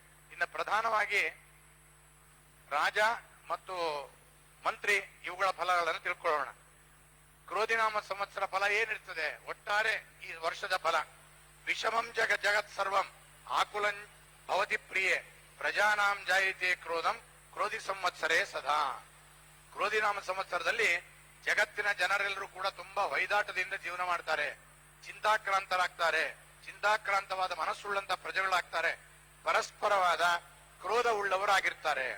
ಇನ್ನೆ ರಾಜ ಕುಜ ಮಂಗಳ ಕುಜನಾಗಿದ್ದರಿಂದ ಏನಾಗ್ತದೆ ಅಂತಂದ್ರೆ, ಭೌಮೇನ್ ರೂಪೇ ವನ್ಯ ಭಯಂ ಧನಕ್ಷಯಂ ಪ್ರಭೂತ ರೋಗವು ಪರಿಪೀಠತೆ ಜಗಾಹ ಚೋರಾಕುಲಂ ಪಾರ್ಥಿವ ವಿಗ್ರಹಂ ಸಕೃತ್ ಜಲಂ ವರ್ಷದಿ ಮೇಘನಾಥಃ. ಮಂಗಳನು ರಾಜನಾಗಿರೋದ್ರಿಂದ ಅಗ್ನಿ ಭಯ, ಧನಕ್ಷಯ ಭಯ, ರೋಗ ರುಜಿನಗಳ ಭಯ, ರಾಜರುಗಳು ಚೋರಗಳಿಂದ ಭಯ ಅನ್ನತಕ್ಕಂಥದ್ದಾಗ್ತದೆ. ಆದರೂ ಮೇಘ ಉತ್ತಮವಾದ ಮಳೆಯನ್ನೇ ಕೊಡ್ತಕ್ಕಂಥದ್ದಾಗ್ತದೆ. ಮಂತ್ರಿ ಶನಿಯಾಗಿರೋದ್ರಿಂದ, ಶನಿಯು ಮಂತ್ರಿ ಆಗಿರೋದ್ರಿಂದ ಜಗತ್ತು ಅಗ್ನಿ ಕಳ್ಳರುಗಳಿಂದ ಕೂಡಿರ್ತಕ್ಕಂಥದ್ದಾಗ್ತದೆ. ಮಹಾವ್ಯಾಧಿ ರೋಗಗಳಿಂದ ಪೀಡಿತರಾಗ್ತಕ್ಕಂಥವ್ರಾಗ್ತಾರೆ. ಇನ್ನು ಸೇನಾಧಿಪ ಶನಿ ಆಗಿರೋದ್ರಿಂದ, ಶನಿಯು ಸೇನಾಪತಿಯಾಗಿರೋದ್ರಿಂದ ರಾಜಭಟರು, ವಿಪ್ರರು ಅಧರ್ಮಿಗಳಾಗ್ತಾರೆ, ಜನರು ಪಾಪ ಪ್ರವೃತ್ತರಾಗ್ತಾರೆ, ಪರಸ್ಪರ ಉದ್ವೇಗಗಳಿಂದ ಕೂಡಿರ್ತಕ್ಕಂಥವ್ರು ಆಗ್ತಾರೆ. ಪೂರ್ವ ಸಸ್ಯಾಧಿಪ ಕುಜಫಲ, ಅವನು ಹಾಹಾಕಾರವನ್ನು ಸೃಷ್ಟಿ ಮಾಡ್ತಾನೆ, ಧಾನ್ಯದ ಬೆಲೆ ಹೆಚ್ಚಾಗಿ ರೋಗಗಳಿಂದ ಪೀಡಿತರಾಗಿ ಪ್ರಪಂಚವೆಲ್ಲ ನರಳುವಂತಹದ್ದಾಗ್ತದೆ. ಪರಸಸ್ಯಾಧಿಪ ಶನಿ ಅಂದ್ರೆ ಶನಿಯು ಹಿಂಗಾರು ಬೆಳೆಗೆ ಪರ ಸಸ್ಯಾಧಿಪತಿ ಆಗಿರೋದ್ರಿಂದ ಕಡಿಮೆ ಮಳೆಯಿಂದ ಧಾನ್ಯಗಳು ಸರಿಯಾಗಿ ಬೆಳೆದೆ ಧನಧಾನ್ಯಗಳು ನಾಶವಾಗತಕ್ಕಂತಹದ್ದಾಗ್ತದೆ. ಧಾನ್ಯಾಧಿಪ ಚಂದ್ರ ಆಗಿರೋದ್ರಿಂದ ಚಂದ್ರನು ಧಾನ್ಯಾಧಿಪತಿ ಆಗಿರೋದ್ರಿಂದ ಬೆಳೆಯು ಗೋದಾಮುಗಳು ತುಂಬತಕ್ಕಂತಹದ್ದಾಗ್ತದೆ. ಈ ಎರಡೂ ಫಲಗಳನ್ನು ಹೇಳ್ತಾರೆ ಪಂಚಾಂಗದಲ್ಲಿ. ಇದು ಒಂದು ದ್ವಂದ್ವ. ಮಳೆ ಬೆಳೆ ಇರೋದಿಲ್ಲ, ಕಳ್ಳಕಾಕರ ಭಯ. ಆದ್ರೆ ಚಂದ್ರ ಇದಾಗಿರೋದ್ರಿಂದ ಮಳೆ ಬರ್ತದೆ, ಬೆಳೆ ಬರ್ತದೆ. ಆಯಾ ಕಾಲಕ್ಕೆ ಆ ಒಂದು ವ್ಯಕ್ತಿಯ ಪ್ರಭಾವದಿಂದ, ಆ ಗ್ರಹಗಳ ಪ್ರಭಾವದಿಂದ ನಮಗೆ ಮಳೆ ಬೆಳೆ ಅನ್ನತಕ್ಕಂಥದ್ದು ಬರುವಂತಹದ್ದಾಗ್ತದೆ. ನೀರಸಾಧಿಪ ಕುಜ, ನೀರಸಾಧಿಪ ಮಂಗಳನಾಗಿರೋದ್ರಿಂದ ಕಾಲಕಾಲಕ್ಕೆ ಮಳೆಯಾಗಿ ಕೆಂಪು ಚಂದನ, ತಾಮ್ರ ಪದಾರ್ಥ ನಮಗೆ ಹೆಚ್ಚಿಗೆ ಸಿಗತಕ್ಕಂತಹದ್ದಾಗ್ತದೆ. ಹೀಗೆ ಪ್ರಧಾನವಾಗಿ ರಾಜಮಂತ್ರಿಗಳ ಫಲವನ್ನೇ ನಾವು ತಿಳ್ಕೊಳ್ಬೇಕು. ಕುಂಭಗತ ಶನಿ ಫಲ ಅವನೇನ್ ಮಾಡ್ತಾನೆ, ಶನಿ ಮೀನರಾಶಿಯಲ್ಲಿರುವಾಗ ಮಳೆಯ ನಾಶ, ರಾಜರುಗಳಿಗೆ ಭಯ, ಸಸ್ಯಗಳ ನಾಶ, ಮನುಷ್ಯರಿಗೆ, ವೈದ್ಯರಿಗೆ, ಕವಿಗಳಿಗೆ, ಧನಿಕರಿಗಳಿಗೆ ಮಹತ್ ಭಯ ಉಂಟಾಗತಕ್ಕಂತಹದ್ದಾಗ್ತದೆ. ಇದ್ರ ಮೇಲೆ ಒಟ್ಟಾರೆ ಈ ಯಾವ ವರ್ಷದ ಫಲವನ್ನು ಹೇಳುವಾಗ ಒಂದು ಮಾತನ್ನು ಹೇಳ್ತಾರೆ ಧರ್ಮಶಾಸ್ತ್ರಜ್ಞರು. ಏನದು ಅಂದ್ರೆ, ಕ್ರೋಧಿ ಸಂವತ್ಸರದ ಹೆಸರು ಅಂತಂದ್ರೆ, ಆ ಕ್ರೋಧಿ ಅಂದ್ರೆ ಎಲ್ಲ ಕ್ರೋಧಮಯವಾಗಿರ್ತದೆ ಅಂತ ಇಟ್ಕೊಳ್ಬೇಡ್ರಿ. ಕ್ರೋಧಿ ಅನ್ನುವಂತಹದ್ದು ಒಂದು ಭಗವಂತನ ಹೆಸರು. ಅವನಿಗೆ ಕ್ರೋಧಿ ಅಂತ ಕರೀತಾರೆ ಪರಮಾತ್ಮನಿಗೆ. ಆ ಹೆಸರು ಈ ಸಂವತ್ಸರಕ್ಕೆ ಬಂದಿರ್ತದೆ. ಹಾಗಾದ್ರೆ ಭಗವಂತನು ಕ್ರೋಧಿ ಆಗ್ತಾನ? ಖಂಡಿತ ಆಗ್ತಾನೆ. ಯಾರ ಮೇಲೆ ಆಗ್ತಾನೆ ಅಂದ್ರೆ, ಯಾರು ಪಾಪಿಗಳು, ಅನ್ಯಾಯ, ಅಧರ್ಮದಿಂದ ಜೀವನ ಮಾಡ್ತಾ ಇರ್ತಾರೋ ಅಂತವ್ರ ಮೇಲೆ ಕ್ರೋಧಿ ಆಗ್ತಾನೆ ಹೊರತಾಗಿ ಸಾತ್ವಿಕರಾಗಿ, ಧರ್ಮದಿಂದ ಪ್ರವೃತ್ತರಾಗಿ, ಆಚಾರಶೀಲರಾಗಿ, ಯಾರು ಒಳ್ಳೆ ರೀತಿಯಿಂದ ಜೀವನ ಮಾಡ್ತಾ ಇರ್ತಾರೋ ಅಂತವ್ರಿಗೆ ಆಗೋದಿಲ್ಲ. ಒಟ್ಟಾರೆ ಏನಪ್ಪಾ ಅಂದ್ರೆ, ಕ್ರೋಧಿ ನಾಮಕನಾಗಿರ್ತಕ್ಕಂಥ ಭಗವಂತ ಕ್ರೋಧವನ್ನು ಉಂಟು ಮಾಡಿದ್ರು ಕೂಡ ಸಜ್ಜನಿಗೆ ಯಾವತ್ತೂ ಭಯ ಇಲ್ಲ. ಹರಿವಾಯು ಗುರುಗಳು ವಿಶೇಷವಾಗಿ ರಕ್ಷಣೆ ಮಾಡ್ತಾರಾದ್ರಿಂದ ಸಂವತ್ಸರ ಸಜ್ಜನರಿಗೆ ಯಾವತ್ತೂ ಒಳ್ಳೇದು ಮಾಡ್ತದೆ ಎಂಬುದನ್ನೇ ಎಲ್ಲರೂ ಅವಶ್ಯವಾಗಿ ತಿಳ್ಕೊಳ್ಬೇಕು ಅನ್ನುವಂತ ಮಾತನ್ನು ಹೇಳ್ತಾ ಇದ್ದಾರೆ. ಅದಾದ ನಂತರದಲ್ಲಿ ಕರ್ಕ ಸಂಕ್ರಮಣ. ನಮಗೆ ವರ್ಷಕ್ಕೆ 12 ಸಂಕ್ರಮಣ ಬರ್ತದೆ. ಪ್ರಧಾನವಾಗಿ ಅಯನ ಸಂಕ್ರಮಣಗಳನ್ನು ಮಾಡ್ತೀವಿ ನಾವು. ದಕ್ಷಿಣಾಯನ ಸಂಕ್ರಮಣ, ಉತ್ತರಾಯಣ ಸಂಕ್ರಮಣ. ಅದರಲ್ಲಿ ದಕ್ಷಿಣಾಯನ ಸಂಕ್ರಮಣ ಯಾವಾಗ ಬರ್ತದೆ ಅಂತಂದ್ರೆ 16ನೇ ತಾರೀಕು ಜುಲೈ ತಿಂಗಳು 2024 ಬೆಳಗ್ಗೆ 11:23 ಸೂರ್ಯಾಸ್ತದವರೆಗೆ ಕರ್ಕ ಸಂಕ್ರಮಣದ ನಿಮಿತ್ತ ದಕ್ಷಿಣಾಯನ ಪರ್ವ ಪುಣ್ಯಕಾಲ ಅನ್ನತಕ್ಕಂಥದ್ದು ಇರ್ತದೆ. ಆ ಪ್ರಯುಕ್ತವಾಗಿ ಸ್ನಾನ, ದಾನ, ತರ್ಪಣಾದಿಗಳನ್ನೇ ಮಾಡ್ತಕ್ಕಂಥವರಾಗಬೇಕು. 11:23 ಅಂತ ಹೇಳಿರೋದ್ರಿಂದ ಅಲ್ಲಿ ತನಕ ಬೆಳಗಿನ ಸ್ನಾನಾನೇಕವನ್ನು ಮಾಡಿಕೊಂಡು ದೇವರ ಪೂಜೆ ಅನ್ನತಕ್ಕಂಥದ್ದನ್ನು ಮತ್ತೊಮ್ಮೆ ಸಂಕ್ರಮಣಾನಂತರದಲ್ಲಿ ಅಭಿಷೇಕಾದಿಗಳನ್ನ ಮಾಡಿ ದೇವರ ಪೂಜಾ ನೈವೇದ್ಯಾದಿಗಳನ್ನ ಮಾಡಬೇಕು. ಮಠಗಳಲ್ಲಿ ಆ ಟೈಮ್ನಲ್ಲೇ ಪಂಚಾಮೃತ ಇತ್ಯಾದಿಗಳನ್ನ ಒಂದು ಅಭಿಷೇಕ ಮಾಡಿ ಪಂಚಾಮೃತ ನೈವೇದ್ಯ ಹಸ್ತೋದಕಾದಿಗಳನ್ನೇ ಮಾಡತಕ್ಕಂಥವ್ರಾಗಬೇಕು. ಇನ್ನು ಮಕರ ಸಂಕ್ರಮಣ 13ನೇ ತಾರೀಕು ಸೂರ್ಯನು ಪುಷ್ಯ ನಕ್ಷತ್ರದಲ್ಲಿ ಮಕರ ರಾಶಿಯನ್ನು ಪ್ರವೇಶ ಮಾಡ್ತಾ ಇರೋದ್ರಿಂದ ರಾತ್ರಿ ಮಧ್ಯಾಹ್ನ 14:43. ಆದರೆ ಏನಾಗ್ತಾ ಅಂತಂದ್ರೆ, ಅಲ್ಲಿ ಆ ಮಧ್ಯಾಹ್ನ ಪ್ರವೇಶ ಮಾಡೋದ್ರಿಂದ ಸೋಮವಾರದಂದು ಅಂದ್ರೆ 13ನೇ ತಾರೀಕು ಭೋಗಿ ಹಬ್ಬ ಆಗ್ತದೆ. 14ನೇ ತಾರೀಕು ಮಕರ ಸಂಕ್ರಮಣ ಅಂತಕ್ಕಂಥದ್ದಾಗ್ತದೆ. ಮಕರ ಸಂಕ್ರಮಣದ ಒಂದು ಸಮಯ ಎಷ್ಟೊತ್ತಾಗ್ತದೆ ಅಂತಂದ್ರೆ, ಮಧ್ಯಾಹ್ನ 2:43 ಸೂರ್ಯಾಸ್ತದವರೆಗೆ. ಅಂದ್ರೆ ಮಧ್ಯಾಹ್ನ 2:43 ಬೆಳಿಗ್ಗೆ ಸ್ನಾನಾನ್ಯಕ ಮಾಡ್ಕೊಂಡಿರ್ಬೇಕೆ ಹೊರತಾಗಿ ಬೇರೆ ಏನು ತಗೊಳ್ಬಾರ್ದು. ಮತ್ತೆ ಸಂಕ್ರಮಣ ಸ್ನಾನಾದಿಗಳನ್ನ ಮಾಡಿ ನಮ್ಮ ಸ್ನಾನದಾನ ತರ್ಪಣಾದಿಗಳನ್ನ ಮುಗಿಸಿ ಅನಂತರದಲ್ಲಿ ಆಹಾರವನ್ನ ಸ್ವೀಕಾರ ಮಾಡಬೇಕು ಅಂತಕ್ಕಂಥ ಮಾತನ್ನೇ ತಿಳಿಸಿದ್ದಾರೆ. ಹೀಗೆ 2 ಸಂಕ್ರಮಣದ ಫಲಗಳನ್ನ ತಿಳ್ಕೊಳ್ಬೇಕು. ಇನ್ನ ಪುಷ್ಯಾರ್ಕ ಯೋಗ, ಗುರುಪುಷ್ಯ ಯೋಗಗಳ ವಿವರಣೆ. ಈ ಯೋಗ ಅನ್ನೋದೇನಪ್ಪಾ ಅಂದ್ರೆ ಉತ್ತಮವಾದ ಸಾಧನೆಗೆ ಹೇಳಿ ಮಾಡಿಸಿದ ಫಲ. ಅದರಲ್ಲೂ ಕೂಡ ರಾಯರು ಭಕ್ತರಿಗೆ ಈ ಯೋಗಗಳು ಬಹಳ ವಿಶೇಷ. ಒಂದು 7/7/2024 ಜುಲೈ 7 ಅವತ್ತು ಪುಷ್ಯ ನಕ್ಷತ್ರ ಭಾನುವಾಸದಿಂದ ಕೂಡಿರ್ತದೆ. ಅವತ್ತೊಂದು ವಿಶೇಷವಾದ ದಿನ. ಇನ್ನು 4 ಜುಲೈ 2024 ಅದಾದ್ಮೇಲೆ 21/11 ಅವತ್ತು ಗುರುವಾರ ಪುಷ್ಯ ನಕ್ಷತ್ರ. ಈ 3 ದಿನಗಳಲ್ಲಿ ವಿಶೇಷವಾಗಿ ಜಪ, ತಪ, ದಾನ, ಧರ್ಮ, ರಾಯರ ಸ್ತೋತ್ರವನ್ನು ಅಷ್ಟೋತ್ರ ಪಾರಾಯಣ ಮಾಡೋದು, ರಾಘವೇಂದ್ರ ಅಷ್ಟಾಕ್ಷರ ಮಂತ್ರವನ್ನೇ ಜಪ ಮಾಡೋದು ಇತ್ಯಾದಿಗಳಿಂದ ವಿಶೇಷವಾದ ಫಲಪ್ರಾಪ್ತಿಯಾಗ್ತದೆ ಎಂಬತಕ್ಕಂತ ಮಾತನ್ನು ಹೇಳಿದ್ದಾರೆ. ಅದರಂತೆ ನಾವು ವಿಶೇಷವಾಗಿ ಅನುಷ್ಠಾನ ಮಾಡಿ ಹರಿವಾಯು ಗುರುಗಳ ಅನುಗ್ರಹಕ್ಕೆ ಪಾತ್ರರಾಗಬೇಕು ಅನ್ನತಕ್ಕಂಥ ಮಾತನ್ನೇ ಈ ಸಂದರ್ಭದಲ್ಲಿ ನಾನು ತಿಳಿಸ್ತಾ ಇದ್ದೇನೆ. ಅದಾದ ನಂತರದಲ್ಲಿ ಚೈತ್ರ ಮಾಸದ ಶುಕ್ಲ ಪಕ್ಷದ ಪ್ರತಿಪದ. ಇವತ್ತು ಶ್ರೀ ಶಾಲಿವಾನ ಗತಶಕೆ 1949 ಕ್ರೋಧಿನಾಮ ಸಂವತ್ಸರ ಉತ್ತರಾಯಣ ವಸಂತ ಋತು ಚೈತ್ರ ಮಾಸ ಶುಕ್ಲ ಪಕ್ಷ. ಈ ಮಾಸಕ್ಕೆ ಅಧಿಪತಿ ಪದ್ಮಿನಿ ಶ್ರೀ ವಿಷ್ಣವೇ ನಮಃ ಎಂಬುದಾಗಿ ಹೇಳಿದ್ದಾರೆ. ಇವತ್ತು 9ನೇ ತಾರೀಕು ಮಂಗಳವಾರ ಪ್ರತಿಪದ 39:46, 22:15, ರೇವತಿ 5:48, ವೈದ್ಯುತಿ 23:40, ಕಿಂಸ್ತುಭ 12:43, ಚಾಂದ್ರಮಾನ ಯುಗಾದಿ, ಕ್ರೋಧಿನಾಮ ಸಂವತ್ಸರಾರಂಭ. ಇವತ್ತಿನಿಂದ ರಾಮನವರಾತ್ರಿ ಆರಂಭವೂ ಪ್ರಾರಂಭ. ಯಾಕೆಂದ್ರೆ ರಾಮನವಮಿಗೆ 9 ದಿನಗಳಾಗ್ತದೆ. ರಾಮಾಯಣ ಪ್ರವಚನ, ರಾಮದೇವರ ವಿಶೇಷ ಅಭಿಷೇಕಗಳು, ರಾಮಾಯಣದ ಬಗ್ಗೆ ರಾಮಾಯಣ ಶ್ರೀರಾಮ ಸೀತಾರಾಮ ಕಲ್ಯಾಣಗಳನ್ನ ಮಾಡತಕ್ಕಂಥದ್ದು ಇತ್ಯಾದಿಗಳನ್ನೆಲ್ಲವನ್ನು ಕೂಡ ಮಾಡ್ಲಿಕ್ಕೆ ಪ್ರಾರಂಭ ಮಾಡಬಹುದು. ಅಷ್ಟೇ ಅಲ್ಲ, ಇವತ್ತು ಪ್ರಾರಂಭ ವತ್ಸರ ಆದ್ದರಿಂದ ಅಭ್ಯಂಜನ, ವತ್ಸರಾಧಿಪ ಪೂಜಾ, ನವಸ್ತ್ರ ಧಾರಣ, ಪಂಚಾಂಗ ಶ್ರವಣ, ನಿಂಬಕ ದಳ ಭಕ್ಷಣ, ದಧಿಕ್ಷೀರ ಘೃತವರ್ಜನ, ಧ್ವಜಾರೋಹಣ, ಶಕುನ ನಿರೀಕ್ಷಣ, ಮಾಸ ಪರ್ಯಂತ ದಂಪತಿ ಪೂಜನಾತ್ಮಕ ಗೌರಿವತ, ಮಾಸ ಪರ್ಯಂತ ಧರ್ಮಘಟ ದಾನ, ಪ್ರಪಾದಾನ. ಪ್ರಪಾದಾನ ಅಂತ ಹೇಳ್ತಾರೆ. ಪ್ರಪಾದಾನ ಅಂದ್ರೆ ಅರವಟ್ಟಿಗೆ ಅಂದ್ರೆ ಬೇಸಿಗೆಯಲ್ಲಿ ನೀರು ಕುಡಿಲಿಕ್ಕೆ ಏನಿಟ್ಟಿರ್ತಾರೆ ಅದನ್ನ ಇವತ್ತಿನಿಂದ ಪ್ರಾರಂಭ ಮಾಡಿ ಬೇಸಿಗೆ ಮುಗಿಯೋವರೆಗೂ ಕೊಡೋಣದ್ರಿಂದ ವಿಶೇಷವಾದ ಫಲಪ್ರಾಪ್ತಿ ಆಗ್ತದೆ ಎಂಬುದಾಗಿ ಹೇಳ್ತಾರೆ. ಪ್ರಪಾದಾನವನ್ನು ಕೂಡ ಇವತ್ತಿನ ದಿವಸ ಪ್ರಾರಂಭ ಮಾಡಬಹುದು ಎಂಬುದಾಗಿ ಹೇಳ್ತಾರೆ. ಇನ್ನು ಇದೇ ತಿಂಗಳು ಏಪ್ರಿಲ್ 17 ಬುಧವಾರ ನವಮಿ, ರಾಮನವಮಿ, ಶ್ರೀ ಕವೀಂದ್ರ ತೀರ್ಥರ ಪುಣ್ಯ ದಿನ. ನಮ್ಮ ಶ್ರೀಮಠದಲ್ಲಿ ಚತುರ್ಯುಗ ಮೂರ್ತಿ, ಬ್ರಹ್ಮಕಲಾರ್ಚಿತ ಮೂಲರಾಮದೇವರ ಮತ್ತು ಇತರ ಸಂಸ್ಥಾನದ ಪ್ರತಿಮೆಗಳಿಗೆ ಪರಮಪೂಜ್ಯ ಶ್ರೀಪಾದಂಗಳವರ ಅಮೃತಾಸ್ತದಿಂದ ಮಹಾಭಿಷೇಕಾದಿಗಳು ನಡೆಯುತ್ತದೆ.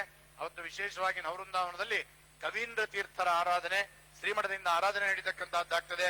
ಭಕ್ತರೆಲ್ಲರೂ ಕೂಡ ಪಾಲ್ಗೊಂಡು ಅದರಲ್ಲಿ ವಿಶೇಷವಾಗಿ ಹರಿವಾಯುಗಳ ಅನುಗ್ರಹಕ್ಕೆ ಪಾತ್ರ ಆಗಬೇಕಾಗಿ ವಿನಂತಿಸ್ತಾ ಇದ್ದೇನೆ. ಅನಂತರದಲ್ಲಿ 22ನೇ ತಾರೀಕು ಪರಮಪೂಜ್ಯ ಶ್ರೀಪಾದಂಗಳವರ ಹುಟ್ಟಿದ ದಿನ. ನಾಳೆ ಏಪ್ರಿಲ್ 22 ಹುಟ್ಟಿದ ಹಬ್ಬ ಪೂಜ್ಯ ಶ್ರೀಪಾದಂಗಳವರಿಗೆ. ಅದು ಕೂಡ ಶ್ರೀಮಠದಲ್ಲಿ ವಿಶೇಷವಾಗಿ ಅವತ್ತು ಹೋಮ ಹವನ, ಗುರುರಾಜರಿಗೆ ವಿಶೇಷ ಅಭಿಷೇಕ, ಬ್ರಾಹ್ಮಣ ಸುವಾಸಿನಿ ಸಮಾರಾಧನೆ ಇತ್ಯಾದಿ ಕಾರ್ಯಕ್ರಮಗಳೆಲ್ಲವೂ ಕೂಡ ನಡೆಯುವಂತಹದ್ದಾಗ್ತದೆ. ನಾಳೆ 26ನೇ ತಾರೀಕು ಶ್ರೀ ಸುಷಮಿನ್ ತೀರ್ಥ ಪುಣ್ಯ ದಿನ, 27 ವಾಗೀಶ್ ತೀರ್ಥ ಪುಣ್ಯ ದಿನ.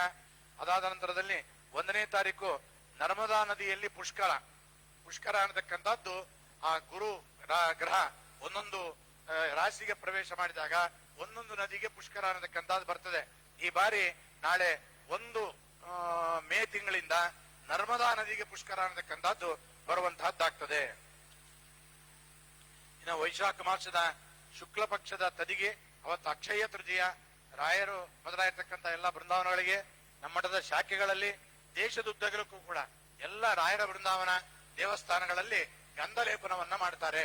ಶ್ರೀಗಂಧ ಲೇಪನವನ್ನ ಮಾಡಿ ಭಗವಂತನನ್ನೇ ಗುರುಗಳನ್ನೇ ತಣ್ಣಗಾಗಿಟ್ರೆ ನಾವು ತಂಪಾಗಿರುವಂತೆ ಅನುಗ್ರಹಿಸ್ತಾರೆ ಅನ್ನತಕ್ಕಂಥ ಒಂದು ವಿಶ್ವಾಸ ಅವತ್ತು ಅಕ್ಷತ್ರಿಯ ತೃತೀಯ ಅನ್ನತಕ್ಕಂಥದ್ದು ಹೇಳ್ತಾರೆ. ಅದಾದ ನಂತರದಲ್ಲಿ 13ನೇ ತಾರೀಕು ರಾಮಚಂದ್ರ ತೀರ್ಥರ ಪುಣ್ಯ ದಿನ, ಮಂಗಳವಾರ ತ್ರಯೋದಶಿ ನರಸಿಂಹ ಜಯಂತಿ. ಅವತ್ತು ಶ್ರೀಮಠದಲ್ಲಿ ವಿಭುಧೇಂದ್ರ ತೀರ್ಥ ಸ್ವಪ್ನ ಲಬ್ಧ ಷೋಡಶಬಾಹು ನರಸಿಂಹದೇವರ ಮಹಾಭಿಷೇಕ ಕಾರ್ಯಕ್ರಮ ಅನ್ನತಕ್ಕಂಥದ್ದು ಶ್ರೀಮಠದಲ್ಲಿ ನಡೀತಕ್ಕಂಥದ್ದಾಗ್ತದೆ. ಈ ವೈಶಾಖ ಮಾಸ ಶುಕ್ಲ ಪಕ್ಷದ ಪ್ರತಿಪದ ವೆಂಕಟೇಶ ಮಹಾತ್ಮೆ ಪುರಾಣ ಆರಂಭ. ಅನಂತರದಲ್ಲಿ ದಶಮಿ ದಿವಸ ಆ ಪುರಾಣ ಮಂಗಳದ ಸಮಾಪ್ತಿ ಅನ್ನತಕ್ಕಂಥದ್ದಾಗ್ತದೆ. ಆಮೇಲೆ ಜ್ಯೇಷ್ಠ ಮಾಸದಲ್ಲಿ ಶನಿವಾರ ನವಮಿ, ರಾಯರ ಪಕ್ಕದಲ್ಲಿರ್ತಕ್ಕಂತಹ ಶ್ರೀ ವಾದೀಂದ್ರ ತೀರ್ಥ ಶ್ರೀಪಾದಂಗಳವರ ಆರಾಧನಾ ಮಹೋತ್ಸವ. 23 ಚತುರ್ದಶಿ ಶ್ರೀಪಾದರಾಜರ ಆರಾಧನೆ, 22 ಪೂರ್ಣಿಮಾ.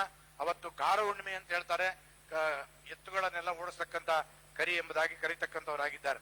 ಅನಂತರದಲ್ಲಿ 3ನೇ ತಾರೀಕು ಜೂನ್ ಶ್ರೀ ವಿಜೇಂದ್ರ ತೀರ್ಥರ ಪುಣ್ಯ ದಿನ. ರಾಯರ ಪರಮಗಳಾದಂತಹ ವಿಜೇಂದ್ರ ತೀರ್ಥರ ಮೂಲ ಬೃಂದಾವನ ಕುಂಭಕೋಣದಲ್ಲಿದೆ. ಅವರ ಆರಾಧನೆ ಪರಮಪೂಜ್ಯ ಶ್ರೀಪಾದಂಗಳವರ ನೇತೃತ್ವದಲ್ಲಿ 3 ದಿವಸ ಅತ್ಯಂತ ವೈಭವದಿಂದ ನಡೀತಕ್ಕಂತಹದ್ದಾಗ್ತದೆ.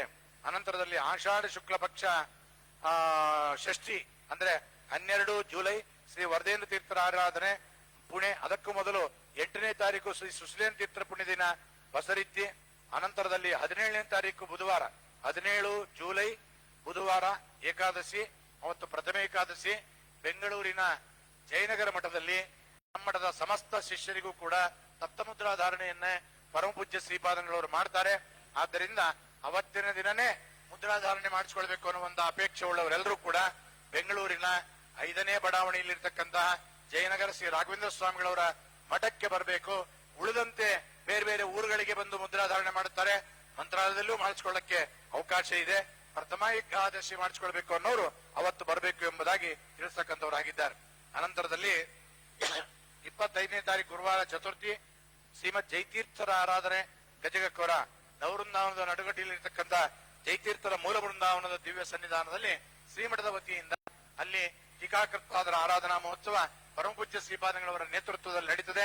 ಭಕ್ತೆಲ್ಲರೂ ಕೂಡ ಅವಶ್ಯವಾಗಿ ಬರಬೇಕು ಅಂತ ನಾನು ವಿನಂತಿಸ್ತಾ ಇದ್ದೇನೆ. ಅದೇ ರೀತಿಯಾಗಿ ಆಗಸ್ಟ್ 2ನೇ ತಾರೀಕು ಅವತ್ತು ಆಷಾಢ ಬಹುಳ ತ್ರಯೋದಶಿ, ಯತಿಗಳಿಗೆ ಚಾತುರ್ಮಾಸ್ಯಕ್ಕೆ ಕೂಡ್ಲಕ್ಕೆ ಕೊನೆಯ ದಿವಸ ಮಂತ್ರಾಲಯ ಮಠದ ಶ್ರೀಪಾದಂಗಳವರು ಪರಮಪೂಜ್ಯ ಶ್ರೀ ಸುಬುಧೇಂದ್ರ ಶ್ರೀಪಾದಂಗಳವರು ವಿಶೇಷವಾಗಿ ಅಂದಿನ ದಿನ ಚಾತುರ್ಮಾಸ್ಯ ದೀಕ್ಷೆಯನ್ನ ಕೈಗೊಳ್ಳೋರಿದ್ದಾರೆ.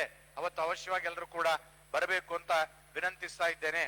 ಶ್ರಾವಣ ಶುಕ್ಲ ಪಕ್ಷದ ಚತುರ್ದಶಿ ಅಂದ್ರೆ 18 ಆಗಸ್ಟ್ ಭಾನುವಾರ ಶ್ರೀ ಗುರುಸಾರ್ವಭೌಮರ ಆರಾಧನಾ ಪ್ರಯುಕ್ತವಾದ ಸಪ್ತರಾತ್ರೋತ್ಸವ ಅನ್ನತಕ್ಕಂಥದ್ದು ಪ್ರಾರಂಭವಾಗ್ತದೆ. ಅವತ್ತಿನಿಂದ 7 ದಿನಗಳು ವಿಶೇಷವಾಗಿ ಇಲ್ಲಿ ರಾಯರ ಗ್ರಂಥಗಳ ಪಾರಾಯಣ, ಭಜನೆ, ಉಪನ್ಯಾಸಗಳು, ಗ್ರಂಥಗಳ ಪಾಠ ಪ್ರವಚನ ಇತ್ಯಾದಿಗಳೆಲ್ಲವೂ ಕೂಡ ನಡೀತಕ್ಕಂತಹದ್ದಾಗ್ತದೆ. 19ನೇ ತಾರೀಕು ಸೋಮವಾರ ಪೂರ್ಣಿಮಾ. ಅವತ್ತು ಈ ಬಾರಿ ಪೂರ್ಣಿಮಾ ದಿನವೇ ಋಗ್ವೇದ, ಯಜುರ್ವೇದಿ ಎರಡೂ ಉಪಕರ್ಮಗಳು, ನಿತ್ಯ ಉಪಕರ್ಮ ಮತ್ತು ನೂತನ ಉಪಕರ್ಮ ಎರಡೂ ಕೂಡ ಒಂದೇ ದಿವಸ ಬಂದಿರತಕ್ಕಂತಹದ್ದಾಗಿದೆ. 20ನೇ ತಾರೀಕು ಆಗಸ್ಟ್ ಅವತ್ತು ಮಂಗಳವಾರ ಪ್ರತಿಪದ ಶ್ರೀ ಗುರುಸಾರ್ವಭೌಮರ ಪೂರಾರಾಧನೆ, 21 ದ್ವಿತೀಯ ಬುಧವಾರ ಮಧ್ಯಾರಾಧನೆ, 22 ಗುರುವಾರ ತೃತೀಯ ಉತ್ತರಾರಾಧನೆ ಅನ್ನತಕ್ಕಂಥದ್ದು ನಡೆಯುವಂತಹದ್ದಾಗ್ತದೆ. ಇನ್ನು 26ನೇ ತಾರೀಕು ಸೋಮವಾರ ಶ್ರೀಕೃಷ್ಣ ಜಯಂತಿ. ವಿಶೇಷವಾಗಿ ಕೃಷ್ಣ ಜಯಂತಿ ಬಂದಿದೆ. ಸಾಮಾನ್ಯವಾಗಿ ಯಾವ ಕೃಷ್ಣ ಜಯಂತಿ ಅನ್ನತಕ್ಕಂಥದ್ದು ವಿಶೇಷ. ಚಂದ್ರೋದಯಕ್ಕೆ ನಕ್ಷತ್ರ ತಿಥಿ ಎರಡೂ ಯಾವಾಗ ಕಲ್ತು ಬರ್ತದೋ ಅವತ್ತು ಜಯಂತಿ ಎಂಬುದಾಗಿ ಕರೀತಾರೆ. ಇಲ್ಲ ಅಂದ್ರೆ ಕೃಷ್ಣಾಷ್ಟಮಿ ಅಂತ ಕರೀತಾರೆ. ಈ ವರ್ಷ ಜಯಂತಿ ಅನ್ನತಕ್ಕಂಥದ್ದು ಕಲ್ತು ಬಂದಿರೋದ್ರಿಂದ 26ನೇ ತಾರೀಕು ರಾತ್ರಿ 11:52 ಚಂದ್ರನ ಉದಯಕ್ಕೆ ಶ್ರೀಕೃಷ್ಣನಿಗೆ ಅರ್ಘ್ಯ ಪ್ರದಾನಾದಿಗಳನ್ನ ಮಾಡಬೇಕು. ಅವತ್ತಿಡೀ ಪೂರ್ತಿ ದಿನ ಉಪವಾಸದಿಂದ ಇರಬೇಕು. ಮರುದಿವಸ 27ನೇ ತಾರೀಕು ವಿಶೇಷವಾಗಿ ರಾತ್ರಿ 8:18 ಕೂಡ ನಕ್ಷತ್ರ ಇರ್ತದಾದ್ದರಿಂದ ಅಲ್ಲಿವರೆಗೂ ಉಪವಾಸವಿದ್ದು ನಂತರದಲ್ಲೇ ಪಾಲನೆಯನ್ನ ಮಾಡತಕ್ಕಂಥವ್ರಾಗಬೇಕು. ಅವತ್ತೇನೆ ನಮ್ಮ ಶ್ರೀಮಠದ ಶ್ರೀ ಭುವನೇಂದ್ರ ತೀರ್ಥ ಶ್ರೀಪಾದಂಗಳ ವಿದ್ಯಾಶಿಷ್ಯರು ಮತ್ತು ಆಶ್ರಮ ಶಿಷ್ಯರಾಗಿರ್ತಕ್ಕಂತಹ ಅದೇ ರೀತಿ ವಿಷ್ಣು ತೀರ್ಥರ ವಿದ್ಯಾಗುರುಗಳಾಗಿರ್ತಕ್ಕಂಥ ಶ್ರೀ ವ್ಯಾಸ್ತತ್ವಜ್ಞ ತೀರ್ಥ ಆಶ್ರಮ ಗುರುಗಳು ವಿದ್ಯಾಗುರುಗಳಾಗಿರ್ತಕ್ಕಂಥ ಶ್ರೀ ವ್ಯಾಸ್ತತ್ವಜ್ಞ ತೀರ್ಥ ಶ್ರೀಪಾದಂಗಳವರ ಅವತ್ತು ಆರಾಧನೆ ಇಲ್ಲಿ ಹತ್ತಿರದಲ್ಲಿರ್ತಕ್ಕಂಥ ಬೇಣಿ ಸೋಮಪುರದಲ್ಲಿ ನಡೆಯುವಂತಹದ್ದಾಗ್ತದೆ. ಎಲ್ಲರೂ ಕೂಡ ಕಾರ್ಯಕ್ರಮದಲ್ಲಿ ಬರಬೇಕಾಗಿ ಸೂಚನೆ ಕೊಡ್ತಾ ಇದ್ದೇನೆ. ಇನ್ನು ಭಾದ್ರಪದ ಶುಕ್ಲ ಪಕ್ಷದ ಪ್ರತಿಪದ ಅಂದ್ರೆ 3 ಸೆಪ್ಟೆಂಬರ್ ಮಂಗಳವಾರ ಅವತ್ತು ಪ್ರೋಷ್ಠಪದಿ ಪ್ರಾರಂಭ. ಪ್ರೋಷ್ಠಪದಿ ಭಾಗವತವನ್ನ ಯಾರು 15 ದಿವಸ ಕೇಳಬೇಕು ಅನ್ಕೊಂಡಿರ್ತಾರೋ ಅವತ್ತಿನ ದಿವಸ ಪ್ರಾರಂಭ ಮಾಡಿ ಮಂಗಳ ಅನ್ನತಕ್ಕಂಥದ್ದು ಅವತ್ತು ಕೊನೆಗೆ ಹುಣ್ಣಿಮೆ ದಿವಸ ಅನ್ನತಕ್ಕಂಥದ್ದನ್ನೇ ಮಾಡ್ತಕ್ಕಂಥವ್ರು ಆಗ್ಬೇಕು. ಆಮೇಲೆ ಜ್ಯೇಷ್ಠಾದೇವಿ ಋಷಿ ಪಂಚಮಿ 8ನೇ ತಾರೀಕು ಋಷಿ ಪಂಚಮಿ ವ್ರತ. ಸ್ವರ್ಣಗೌರಿ ಮತ್ತು ಗಣಪತಿ ಬಂದು ಎರಡು ಒಟ್ಟಿಗೆ ಬಂದಿರತಕ್ಕಂತಹದ್ದಾಗಿದೆ. ಈ ಬಾರಿ 7ನೇ ತಾರೀಕು ಸ್ವರ್ಣಗೌರಿ ಮತ್ತು ಗಣೇಶ ಚತುರ್ಥಿ. 8ನೇ ತಾರೀಕು ಋಷಿ ಪಂಚಮಿ. ಅನಂತರದಲ್ಲಿ ಜ್ಯೇಷ್ಠಾದೇವಿ ಆವಾಹನೆ, ಜ್ಯೇಷ್ಠಾದೇವಿ ಪೂಜಾ ವಿಸರ್ಜನೆ ಎಂಬುದು 10, 11, 12ನೇ ತಾರೀಕು ನಡೀತಕ್ಕಂತಹದ್ದಾಗ್ತದೆ.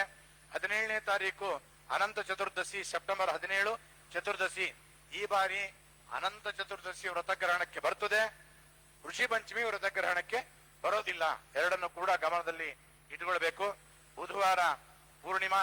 ಅದಕ್ಕೂ ಮೊದಲು ನವಮಿ ದಿವಸ ಶ್ರೀಮಠದಲ್ಲಿ ಪ್ರಾರಂಭವಾದಂತ ಭಾಗವತ ಸಪ್ತಾಹ ಅನ್ನತಕ್ಕಂಥದ್ದು ಹುಣ್ಣಿಮೆ ದಿವಸ ಮಂಗಳವಾಗ್ತದೆ. ಅವತ್ತು ಪರಮಪೂಜ್ಯ ಶ್ರೀಪಾದಂಗಳವರ ಚಾತುರ್ಮಾಸ್ಯ ದೀಕ್ಷಾ ಸಮಾಪ್ತಿ, ಸೀಮೋಲ್ಲಂಘನ, ಭಾಗವತ ಮಂಗಳ ಇತ್ಯಾದಿ ಕಾರ್ಯಕ್ರಮಗಳೆಲ್ಲವೂ ಕೂಡ ಶ್ರೀಮಠದಲ್ಲಿ ನಡೀತಕ್ಕಂತಹದ್ದಾಗ್ತದೆ. ಇನ್ನು ಭಾದ್ರಪದ ಕೃಷ್ಣ ಪಕ್ಷ ಸಮಸ್ತ ಪಿತೃಗಳಿಗೂ ಮಾಡಬೇಕಾದಂತಹ ಒಂದು ಅಪರ ಪಕ್ಷ ಶ್ರಾದ್ದ, ಅದು ಕೂಡ 15 ದಿವಸ. ನ್ಯಾಯವಾಗಿ ಅದು ಹುಣ್ಣಿಮೆ ದಿವಸನೇ ಪ್ರಾರಂಭವಾಗಿ ಅಮಾವಾಸ್ಯೆ ದಿವಸ ಮುಗಿತಕ್ಕಂತಹದ್ದಾಗ್ತದೆ. ಅಮಾವಾಸ್ಯೆ ನಮ್ಮ ಶ್ರೀಮಠದ ಪರಂಪರೆಯಲ್ಲಿ ಬಂದಿರತಕ್ಕಂಥ ಮಾಧವ ತೀರ್ಥರ ಆರಾಧನೆ, ಅದು ಕಂಪ್ಲಿಯಲ್ಲಿರ್ತಕ್ಕಂಥ ಮೂಲ ಬೃಂದಾವನದ ದಿವ್ಯ ಸನ್ನಿಧಾನದಲ್ಲಿ ಅವರ ಆರಾಧನೆ ಅನ್ನುವಂತಹದ್ದು ನಡೆಯುವಂತಹದ್ದಾಗ್ತದೆ.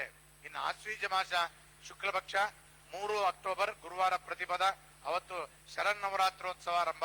ಇವತ್ತರಿಂದ ವಿಶೇಷವಾಗಿ ದೀಪಸ್ಥಾಪನೆ, ಘಟಸ್ಥಾಪನೆ ಇತ್ಯಾದಿಗಳೆಲ್ಲವನ್ನು ಕೂಡ ಮಾಡಿ ಸಚ್ಚಾಸ್ತ್ರ ಪಾರಾಯಣ ಅನ್ನತಕ್ಕಂಥದ್ದು ಮಠದಲ್ಲಿ ಮಾಡುವ ಕ್ರಮವಿದೆ. 5ನೇ ತಾರೀಕು ತೃತೀಯ ಸಪ್ತರಾತ್ರೋತ್ಸವ, 7ನೇ ತಾರೀಕು ಪಂಚಮಿ ಪಂಚರಾತ್ರೋತ್ಸವ. ಅದಾದ ನಂತರದಲ್ಲಿ 10ನೇ ತಾರೀಕು ಗುರುವಾರ ಸಪ್ತಮಿ ತ್ರಿರಾತ್ರೋತ್ಸವ, 11ನೇ ತಾರೀಕು ದುರ್ಗಾಷ್ಟಮಿ ಮಹಾನವಮಿ ಎರಡೂ ಈ ಬಾರಿ ಒಟ್ಟಿಗೆ ಸೇರಿ ಬಂದಿರತಕ್ಕಂತಹದ್ದಾಗಿದೆ. 12ನೇ ತಾರೀಕು ಅಂದ್ರೆ ಅಕ್ಟೋಬರ್ 12 ಶನಿವಾರ ದಶಮಿ, ಅವತ್ತು ವಿಜಯದಶಮಿ ಎಂಬುದಾಗಿ ತಿಳ್ಕೊಳ್ಬೇಕು. ಆಮೇಲೆ ಗುರುವಾರ ಪೂರ್ಣಿಮಾ, ಸೀಗಿ ಹುಣ್ಣಿಮೆ, ಕಾರ್ತೀಕ ಸ್ನಾನ ಪ್ರಾರಂಭ ಆಗ್ತಕ್ಕಂಥದ್ದಾಗ್ತದೆ. ಅದಾದ ನಂತರದಲ್ಲಿ ಆಶ್ವೀಜ ಕೃಷ್ಣ ಪಕ್ಷದ ಬುಧವಾರ ತ್ರಯೋದಶಿ, ಅವತ್ತು ದ್ವಾದಶಿ ಸುಮತೀಂದ್ರ ತೀರ್ಥರ ಆರಾಧನೆ ಶ್ರೀರಂಗ. ತ್ರಯೋದಶಿ ಅಂದ್ರೆ 30 ಅಕ್ಟೋಬರ್, ಅವತ್ತು ವಿಶೇಷವಾಗಿ ಜಲಪೂರ್ಣ ತ್ರಯೋದಶಿ ಅಂದ್ರೆ ನೀರು ತುಂಬ ಹಬ್ಬ. 31 ನರಕ ಚತುರ್ದಶಿ, ದೀಪಾವಳಿ ನರಕ ಚತುರ್ದಶಿ. 1ನೇ ತಾರೀಕು ದೀಪಾವಳಿ ಅಮಾವಾಸ್ಯ, 2ನೇ ತಾರೀಕು ಬಲಿಪಾಡ್ಯ. ಅವತ್ತು ವಿಶೇಷವಾಗಿ ಶ್ರೀಮಠದಲ್ಲಿ ಚತುರ್ಯುಗ ಮೂರ್ತಿ ಬ್ರಹ್ಮಕರಾರ್ಚಿತ ಮೂಲರಾಮದೇವರ ಮಹಾಭಿಷೇಕ ಇತ್ಯಾದಿ ಕಾರ್ಯಕ್ರಮಗಳು ನಡೀತದೆ. ಒಂದು ರಾಮನವಮಿ, ಒಂದು ದೀಪಾವಳಿ ಪಾಡ್ಯ, 2 ದಿವಸವೂ ನಡೀತದೆ. ಮರುದಿವಸ ಮರು ಅಭಿಷೇಕ ಅಂತ 2 ದಿವಸನು, ದಶಮಿ ಈ ಕಡೆಗೆ ಬಿದಿಗೆ, 2 ದಿವಸವೂ ಕೂಡ ಮರು ಅಭಿಷೇಕ ಅನ್ನತಕ್ಕಂಥದ್ದು ನಡೀತದೆ. ಇನ್ನ ಕಾರ್ತೀಕ ಶುಕ್ಲ ದಶಮಿ ಸೋಮವಾರ 11ನೇ ತಾರೀಕು ಶ್ರೀ ವಿಜಯದಾಸರ ಪುಣ್ಯದಿನ, ಚಿಪ್ಪಗಿರಿ, ಚಿಕ್ಕಲ್ಪರ್ವಿ, ಆದ್ವಾನಿ. ಅನಂತರದಲ್ಲಿ ದ್ವಾದಶಿ ಉದ್ದಾನ ದ್ವಾದಶಿ, ಅವತ್ತು ತುಳಸಿ ವಿವಾಹ. ಮತ್ತು ಶುಕ್ರವಾರ ಪೂರ್ಣಿಮಾ, ದೊಡ್ಡ ಗೌರಿ ಹುಣ್ಣಿಮೆ, ವ್ಯಾಸ ಪೂರ್ಣಿಮಾ. ಅವತ್ತು ಮಹಾ ಕಾರ್ತೀಕ ಅಂತ ಶ್ರೀಮಠದಲ್ಲಿ ಲಕ್ಷದೀಪೋತ್ಸವ ಅನ್ನತಕ್ಕಂಥದ್ದು ನಡೆಯುವಂತಹದ್ದಾಗ್ತದೆ. ಅದಾದ ನಂತರದಲ್ಲಿ ಕಾರ್ತೀಕ ಬಹುಳ ಚತುರ್ದಶಿ ಶನಿವಾರ 30ನೇ ತಾರೀಕು ಶ್ರೀ ಪದ್ಮನಾಭ ತೀರ್ಥರ ಆರಾಧನೆ. ವಿಶೇಷವಾಗಿ ನವವೃಂದಾವನದ ನಡುಗಡಿಯಲ್ಲಿರ್ತಕ್ಕಂಥ ಶ್ರೀ ಪದ್ಮನಾಭ ತೀರ್ಥರ ಮೂಲ ವೃಂದಾವನ ಸನ್ನಿಧಾನದಲ್ಲಿ ಶ್ರೀಮಠದಿಂದ ಆರಾಧನೆ ನಡೀತದೆ. ಮಾರ್ಗಶಿರ ಶುಕ್ಲ ಷಷ್ಠಿ ಅಂದ್ರೆ 7 ಡಿಸೆಂಬರ್, ಅವತ್ತು ಸುಬ್ರಹ್ಮಣ್ಯ ಷಷ್ಠಿ, ಸ್ಕಂದ ಷಷ್ಠಿ, ಚಂಪಾ ಷಷ್ಠಿ ಅನ್ನತಕ್ಕಂಥದ್ದು ನಡೀತದೆ. ಮತ್ತೆ 11 ಬುಧವಾರ ಏಕಾದಶಿ, ಅವತ್ತು ವಿಶೇಷವಾಗಿ ಗೀತಾ ಜಯಂತಿ, ಗೀತೋಪದೇಶ ಮಾಡಿದಂತಹ ದಿನ. ಅವತ್ತು ಗೀತಾ ಪಾರಾಯಣ, ಗೀತಾ ಉಪನ್ಯಾಸಗಳು ಶ್ರೀಮಠದಲ್ಲಿ ವಿಶೇಷವಾಗಿ ನಡೀತಕ್ಕಂತಹದ್ದಾಗ್ತದೆ. ಅದೇ 13 ಡಿಸೆಂಬರ್ ಶುಕ್ರವಾರ ತ್ರಯೋದಶಿ, ಹನುಮದ್ವ್ರತ ಅನ್ನತಕ್ಕಂಥದ್ದು ನಡೆಸಬೇಕು. 15 ರವಿವಾರ ಪೂರ್ಣಿಮಾ, ಶ್ರೀ ಸುಗುಣೇಂದ್ರ ತೀರ್ಥರ ಪುಣ್ಯದಿನ ಚಿತ್ತೂರು. ಮತ್ತೆ ಮಾರ್ಗಶಿರ ಕೃಷ್ಣ ಪಕ್ಷ ಮಂಗಳವಾರ ದ್ವಿತೀಯ, ಅವತ್ತು ಧನುರ್ಮಾಸ ಆರಂಭ ಅಂದ್ರೆ 17 ಡಿಸೆಂಬರ್ನಿಂದ ಧನುರ್ಮಾಸ ಪ್ರಾರಂಭವಾಗ್ತಕ್ಕಂಥದ್ದಾಗ್ತದೆ. ಆಮೇಲೆ 30 ಡಿಸೆಂಬರ್ ಶ್ರೀ ಜಿತಾಮಿತ್ರ ತೀರ್ಥರ ಆರಾಧನೆ, ಜಿತಾಮಿತ್ರ ತೀರ್ಥರ ಸನ್ನಿಧಾನ, ಅಲ್ಲಿ ಕೃಷ್ಣ ಮತ್ತು ಭೀಮಾ ನಡುಗಡ್ಡೆ ಅಲ್ಲಿ ನಡೀತಕ್ಕಂಥದ್ದಾಗ್ತದೆ. ಎಲ್ಲರೂ ಅವಶ್ಯವಾಗಿ ಬರ್ಬೇಕು. ಇನ್ನು ಪುಷ್ಯಮಾಸ ಶುಕ್ಲ ಪಕ್ಷ ಶ್ರೀ ಸುಮೀಂದ್ರ ತೀರ್ಥರ ಆರಾಧನೆ ಬಿದಿಗೆ 1ನೇ ತಾರೀಕು ಜನವರಿ. ಆಮೇಲೆ 10ನೇ ತಾರೀಕು ಶುಕ್ರವಾರ ಏಕಾದಶಿ, ಅವತ್ತು ವಿಶೇಷವಾಗಿ ಮುಕ್ಕೋಟಿ ವೈಕುಂಠ ಏಕಾದಶಿ. ಮರುದಿವಸ 11ನೇ ತಾರೀಕು ಶನಿವಾರ ದ್ವಾದಶಿ, ಮುಕ್ಕೋಟಿ ದ್ವಾದಶಿ ಎಂಬುದಾಗಿ ಹೇಳಿತಕ್ಕಂಥವ್ರು ಆಗ್ಬೇಕು. ಆಮೇಲೆ ಪುಷ್ಯ ಬಹುಳ ಪಂಚಮಿ ಶ್ರೀ ಸುಧರ್ಮೇಂದ್ರ ತೀರ್ಥರ ಪುಣ್ಯದಿನ, ಪುಷ್ಯ ಬಹುಳ ಅಷ್ಟಮಿ, ಸಪ್ತಮಿ ಗೋಪಾಲದಾಸರ ಪುಣ್ಯದಿನ, ನರಹರ ತೀರ್ಥರ ಪುಣ್ಯದಿನ. ಮತ್ತು ಬುಧವಾರ ಅಷ್ಟಮಿ ಗೋಪಾಲದಾಸರ ಪುಣ್ಯದಿನ. 29ನೇ ತಾರೀಕು ಬುಧವಾರ ಅಮಾವಾಸಿ ಶ್ರೀ ಪುರಂದರದಾಸರ ಪುಣ್ಯದಿನ. ಮಾಘ ಶುಕ್ಲ ಪ್ರತಿಪದ ಅಂದ್ರೆ 30 ಜನವರಿ ಮಧ್ವನವರಾತ್ರ ಆರಂಭ, ಮಧ್ವಾಚಾರ್ಯರ ಬದರಿಕಾಶ್ರಮ ಪ್ರವೇಶ ದಿನ ಮಧ್ವನವಮಿ. ತತ್ಪ್ರಯುಕ್ತವಾಗಿ 9 ದಿನಗಳ ಕಾಲ ವಿಶೇಷವಾಗಿ ಸರ್ವಮೂಲ ಗ್ರಂಥಗಳ ಪಾರಾಯಣ, ಶ್ರೀಮದಾಚಾರ್ಯರ ತತ್ವಗಳ ಬಗ್ಗೆ ಉಪನ್ಯಾಸ ಶ್ರೀಮಠದಲ್ಲಿ ನಡೆಯುವಂತಹದ್ದಾಗ್ತದೆ. ಅದಾದ ನಂತರದಲ್ಲಿ ಚತುರ್ಥಿ 2ನೇ ತಾರೀಕು ಫೆಬ್ರವರಿ ಶ್ರೀ ಸುಜೀನ ತೀರ್ಥ ಶ್ರೀಪಾದಂಗಳವರ ಪುಣ್ಯದಿನ ಮಂತ್ರಾಲಯದಲ್ಲಿ. ಆಮೇಲೆ ಮಂಗಳವಾರ 4ನೇ ತಾರೀಕು ಷಷ್ಠಿ, ಅವತ್ತು ಷಷ್ಠಿ ಮೇಲೆ ರಥಸಪ್ತಮಿ ಬಂದಿದ್ದರಿಂದ ಅವತ್ತು ರಥಸಪ್ತಮಿ. ಮರುದಿವಸ 5ನೇ ತಾರೀಕು ಅಷ್ಟಮಿ ಭೀಷ್ಮಾಷ್ಟಮಿ. ಗುರುವಾರ 6ನೇ ತಾರೀಕು ಮಧ್ವನವಮಿ. ಅದರ ಮರುದಿವಸ ದಶಮಿ ಯೋಗೀಂದ್ರ ತೀರ್ಥರ ಪುಣ್ಯದಿನ. ಆಮೇಲೆ ಫಾಲ್ಗುಣ ಶುಕ್ಲ ಶನಿವಾರ ದ್ವಿತೀಯ 1 ಮಾರ್ಚ್ ಶ್ರೀ ಗುರುಸಾರ್ವಭೌಮರ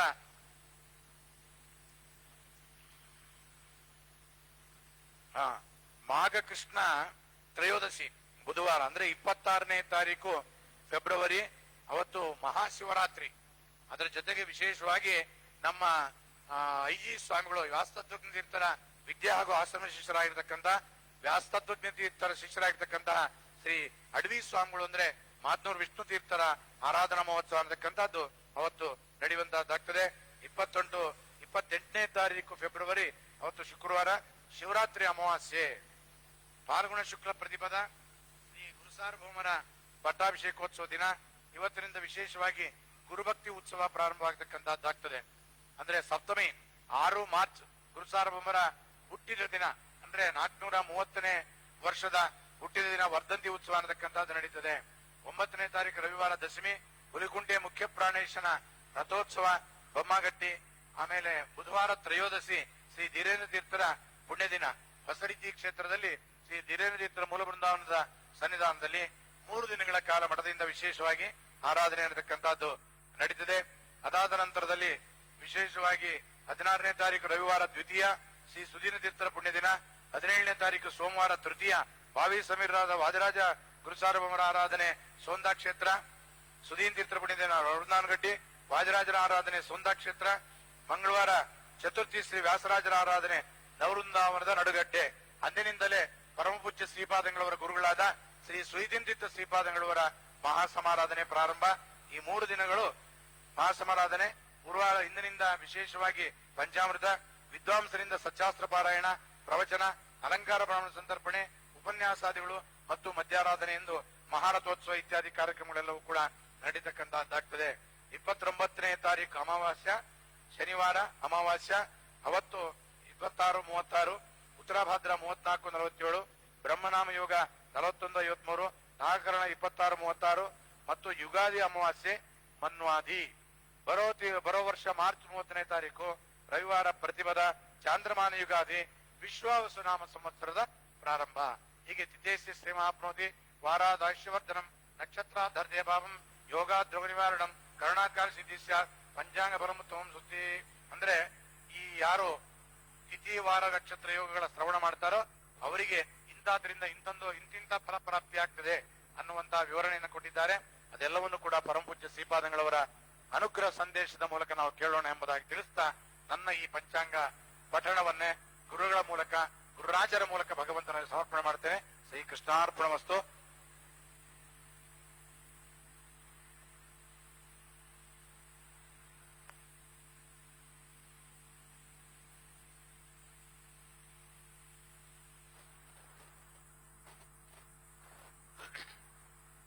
ಶಮಯನ್ ಭವದಂತಾಪಂ ರಮಯನ್ ತಾದೃಜಾತಕಾನ್ನೇ ಕೃಷ್ಣಮೇಘಃ ಕೃಪಾದೃಷ್ಟಿವೃತ್ಯಾ ಪುಷ್ಣಾದನಾಪಿ. ಪ್ರಥಮೋ ಹನುಮಾನ್ ನಾಮ ದ್ವಿತೀಯೋ ಭೀಮ ಏವ ಚ ಪೂರ್ಣ ಪ್ರಕೃತೃತೀಯಸ್ತು ಭಗವತ್ಕಾರ್ಯಸಾಧಕಃ. ಚಿತ್ರೈಃ ಪದೈಶ್ಚ ಗಂಭೀರೈಃ ವಾಕ್ಯೈರ್ಮಾನೈರಖಂಡಿತೈಃ ಗುರುಭಾವಂ ವ್ಯಂಜಯಂತಿ ಮಾದೃಷ್ಟಿ ಜಯತೇತ್ವಾಕ್. ಅರ್ಥಕಲ್ಪಿತ ಕಲ್ಪೋಯಂ ಪ್ರತ್ಯರ್ಥಿ ಗಜಕೇಸರಿ ವ್ಯಾಸತೀರ್ಥ ಭೂಯಾದಪ್ರತಿಷ್ಠಾರ್ಥಿ ಪೂಜ್ಯಾಯ ರಾಘವೇಂದ್ರಾಯ ಸತ್ಯಧರ್ಮರ್ಧಾಯ ಚ ಪಡದಾಂ ಕಲ್ಪವೃಕ್ಷಾಯ ನಮದಾಂ ಕಾಮದೇವೇ. ಇಂದು ವರ್ಷದ ಮೊದಲನೇ ಹಬ್ಬ ಪ್ರಾರಂಭ. ಉಗಾದಿ ಹಬ್ಬ ಪ್ರತಿ ವರ್ಷದ ಮೊದಲನೇ ಹಬ್ಬ. ಇವತ್ತಿನ ದಿವಸ ನಾವು ವಿಶೇಷವಾಗಿ ಅವರು ತಿಳಿದಂತೆ ತೈಲವನ್ನು ಹಚ್ಚಿಕೊಂಡು ಸ್ನಾನವನ್ನು ಮಾಡಬೇಕು. ಮತ್ತೆ ಈ ನೂತನ ವಸ್ತ್ರವನ್ನು ಕೂಡ ಧಾರಣ ಮಾಡಬೇಕು. ಈ ಪಂಚಾಂಗ ಶ್ರವಣವನ್ನು ಕೂಡ ಮಾಡಬೇಕು ಅಂತ ಧರ್ಮಶಾಸ್ತ್ರ ಹೇಳ್ತಾರೆ. ಕೆಲವರಿಗೆ ಪಂಚಾಂಗ ಅಂದ್ರೇನು ಎಂಬುದೇ ಗೊತ್ತಿಲ್ಲ. ಪಂಚಾಂಗ ಅಂದ್ರೆ ಪಂಚ ಅಂದ್ರೆ 5 ಅಂಗಗಳು, 5 ಅಂಗಗಳು. ಯಾವುದಕ್ಕೆ 5 ಅಂಗ? ನಾವು ಏನು ಸಂಧ್ಯಾವಂದನಾದಿ ಏನೇ ಕರ್ಮಗಳನ್ನು ಮಾಡಿದ್ರೆ ಅದಕ್ಕೆ 5 ಅಂಗಗಳಿದೆ. ಅಂದ್ರೆ ಸಂಧ್ಯಾವಂದನೆಯನ್ನ ಉದಾಹರಣೆಗೆ ಒಂದು ನಿರ್ದಿಷ್ಟವಾದ ತಿಥಿಯಲ್ಲಿ ಮಾಡಬೇಕು. ಆಮೇಲೆ ಅವತ್ತಿನ ನಕ್ಷತ್ರ ಏನಿದೆ ಅಂತ ಹೇಳಬೇಕು.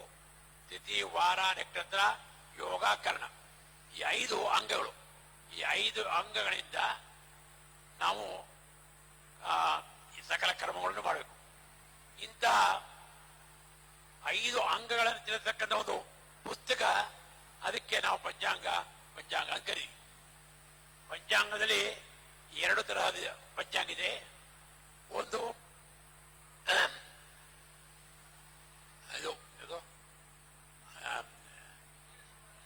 ಸೂರ್ಯ ಸಿದ್ಧಾಂತ ಪಂಚಾಂಗ ಅಂತ. ಅಂದ್ರೆ ಸೂರ್ಯ ದೇವನು ಏನು ಕೆಲವೊಂದು ಧರ್ಮಶಾಸ್ತ್ರದ ವಿಷಯವನ್ನು ಹೇಳಿದ್ದಾರೆ, ಅದರ ಆಧಾರದ ಮೇಲೆ ತಯಾರು ಮಾಡಿದ ಪಂಚಾಂಗ. ಅದು ನಾವು ನಿತ್ಯ ಕರ್ಮಕ್ಕೆ ಉಪಯೋಗಿಸಬೇಕು. ಇನ್ನು ತ್ರಿಗಣಿತ ಪಂಚಾಂಗ ಅಂತದೆ, ಅದನ್ನು ನಿತ್ಯ ಕರ್ಮಾನುಷ್ಠಾನಕ್ಕೆ ಉಪಯೋಗಿಸಬಾರ್ದು. ಮುಹೂರ್ತ, ಜಾತಕ, ಪ್ರಶ್ನೆ ಇತ್ಯಾದಿಗಳಿಗೆ ಸಿದ್ಧಾಂತ ಪಂಚಾಂಗವನ್ನ ಉಪಯೋಗಿಸಬೇಕು. ಇದರಲ್ಲಿ ನಮ್ಮ ಶ್ರೀಮಠದ ಶಿಷ್ಯರಿಗೆ ನಾವು ಪ್ರತಿ ವರ್ಷ ಉಚಿತವಾಗಿ ಪಂಚಾಂಗವನ್ನ ಕೊಡ್ತಾ ಇದ್ದೀವಿ. ಬೇರೆ ಮಠಕ್ಕೂ ನಮ್ಮ ಮಠಕ್ಕೂ ಒಂದು ವ್ಯತ್ಯಾಸ ಏನು ಅಂದ್ರೆ, ಬೇರೆ ಮಠದ ಶಿಷ್ಯರು ಮಾತ್ರ ಕೆಲವರು ಆ ಪಂಚಾಂಗ ತಗೋತಾರೆ. ಅದು ನಮ್ಮಲ್ಲಿ ಏನಂದ್ರೆ, ನಮ್ಮ ಮಠದ ಶಿಷ್ಯರು ನಮ್ಮ ರಾಯರ ಭಕ್ತರು. ಹೀಗಾಗಿ ಕೋಟ್ಯಾಂತರ ಜನ ನಮ್ಮಲ್ಲಿ ಶ್ರೀಮಠದ ಪಂಚಾಂಗವನ್ನ ಅನುಸರಿಸತಕ್ಕಂಥವರಿದ್ದಾರೆ. ಇದೊಂದು ರಾಯರ ಮಠದ ಒಂದು ವಿಶೇಷ ಅಂತ ಹೇಳಿದ್ರೆ ತಪ್ಪಾಗಲಿಕ್ಕಿಲ್ಲ. ನಮ್ಮಲ್ಲಿ ಯಾವತ್ತೂ ಕೂಡ ಪಂಚಾಂಗವನ್ನ ಖರೀದಿಗಿಟ್ಟಿಲ್ಲ. ಅದಕ್ಕೆ ರೂಪಾಯಿಯಿಂದ ಉಚಿತವಾಗಿ ಪಂಚಾಂಗ ಕೊಡ್ತೀವಿ. ಯಾಕೆ ಅಂತಂದ್ರೆ, ಪ್ರತಿನಿತ್ಯ ಪಂಚಾಂಗವನ್ನು ಬೆಳಗ್ಗೆ ನೋಡಬೇಕು ಎದ್ದುಕೊಳ್ಳೆ. ಅದನ್ನು ನೋಡಿದಾಗ ಏನಾಗುತ್ತದೆ, ಈ ಪಂಚಾಂಗ ಮಾಧ್ಯಮದಲ್ಲಿ ಮಠಕ್ಕೂ ನಮಗೂ ಒಂದು ಸಂಬಂಧ ಏನು ಎಂಬುದು ನಮಗೆ ಸ್ಪಷ್ಟವಾಗಿ ಗೊತ್ತಾಗುತ್ತೆ.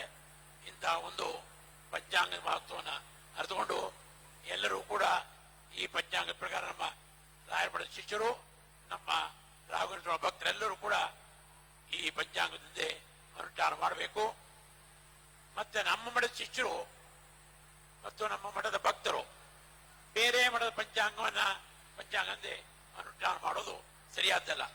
ಲಾಗಾಯತು ಬಂದಿರತಕ್ಕಂಥ ಪದ್ಧತಿ ಏನಿದೆ, ಆಯಾಯ ಮಠದ ಶಿಷ್ಯರು ಆಯಾಯ ಮಠದ ಪಂಚಾಂಗವನ್ನ ಅನುಸರಿಸಿ ಸಕಲ ಹಬ್ಬ ಹುಣ್ಣಿಮೆಗಳನ್ನು ಮಾಡಬೇಕು ಅಂತ ಈ ರೀತಿಯಾಗಿದೆ. ಇಂಥ ಒಂದು ಈ ಯುಗಾದಿ ಹಬ್ಬದಲ್ಲಿ ನಾವೆಲ್ಲರೂ ಕೂಡ ರಾಘವೇಂದ್ರ ಸ್ವಾಮಿಗಳ ಸನ್ನಿಧಾನದಲ್ಲಿ ಸೇರಿ ಅವರ ಒಂದು ದರ್ಶನದಿಂದ ನಾವು ಪುನೀತರಾಗಿದ್ದೇವೆ. ಇದರಂತೆ ಮರಳಿ ಬರುತ್ತಿದೆ ಯುಗಾದಿ ಅಂತ ಹೇಳ್ತಾರೆ ನೋಡಿ. ಹಾಗೆ ಪ್ರತಿ ವರ್ಷ ಯಾವ ಒಂದು ಶುಭ ಸಂದರ್ಭ ಮಂತ್ರಾಲಯದಲ್ಲೇ ನಾವೆಲ್ಲರೂ ಕಲಿತು ಈ ಶುಭ ಸಂದರ್ಭದಲ್ಲಿ ಎಲ್ಲರೂ ಸಂತೋಷದಿಂದ ಇರಲಿಕ್ಕೆ ಪ್ರಯತ್ನ ಮಾಡೋಣ. ಅರಿವಾರುಗಳು ಎಲ್ಲರಿಗೂ ಅನುಗ್ರಹ ಮಾಡಿ ನಾನು ಪ್ರಾರ್ಥನೆ ಮಾಡ್ತೀನಿ.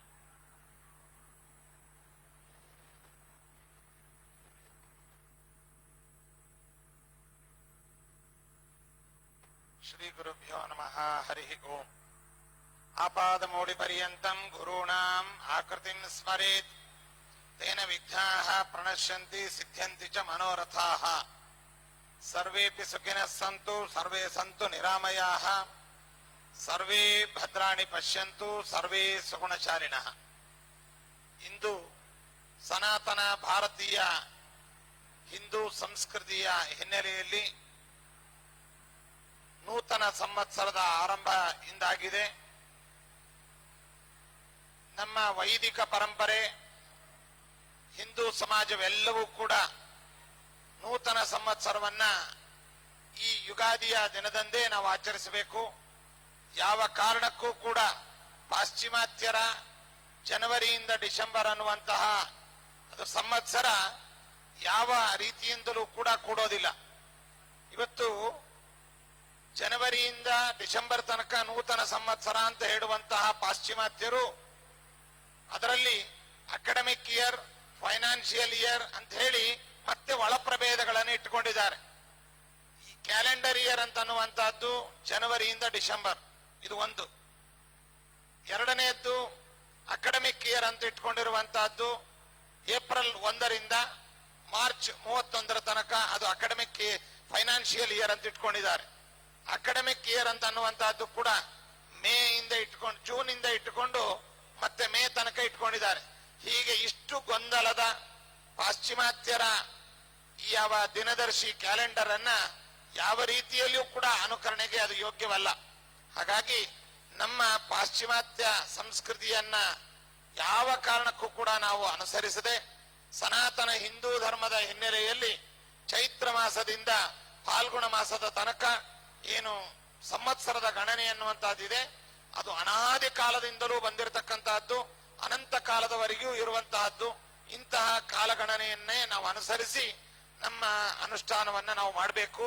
ಇವತ್ತು ಪಾಶ್ಚಿಮಾತ್ಯರ ಈ ಕ್ಯಾಲೆಂಡರ್ ಅನ್ನುವಂತಹದ್ದು ಕೇವಲ ಒಂದು 2000 ಚಿಲ್ಲರೆ ವರ್ಷದಿಂದ ಅದು ಪ್ರಾರಂಭವಾದದ್ದೇ ಹೊರತು ಸಹಸ್ರಮಾನಗಳು ಅನಂತ ಯುಗಗಳಿಂದ ನಡೆದು ಬಂದಂತಹ ಒಂದು ಯುಗ ಗಣನೆ, ಮಾಸ ಗಣನೆ, ತಿಥಿ ಗಣನೆ ಇವೆಲ್ಲವೂ ಕೂಡ ನಮ್ಮ ಸನಾತನ ಭಾರತೀಯರ ಈ ಯಾವ ಯುಗಾದಿ ಹಬ್ಬದಿಂದ ಪ್ರಾರಂಭವಾಗಿದೆ ಎಂಬುದನ್ನು ಈ ಸಂದರ್ಭದಲ್ಲಿ ತಿಳಿಸ್ತಾ, ನಾವು ನಮ್ಮ ಭಾವಿ ಪರಂಪರೆಗೆ, ಮಕ್ಕಳಿಗೆ, ನೆರೆಹೊರೆಯ ಜನರಿಗೆ ಮತ್ತೆ ನಮ್ಮ ಅನುಯಾಯಿಗಳಿಗೆ ಎಲ್ಲರಿಗೂ ಕೂಡ ಈ ಮೂಲಕವಾಗಿ ಸಂದೇಶವನ್ನು ನೀಡೋದೇನು ಅಂತಂದ್ರೆ, ನಾವು ಪಾಶ್ಚಿಮಾತ್ಯರ ಸಂಸ್ಕೃತಿಯನ್ನ ಯಾವ ಕಾರಣಕ್ಕೂ ಯಾವ ವಿಷಯದಲ್ಲಿಯೂ ಕೂಡ ಅನುಸರಿಸಬಾರದು.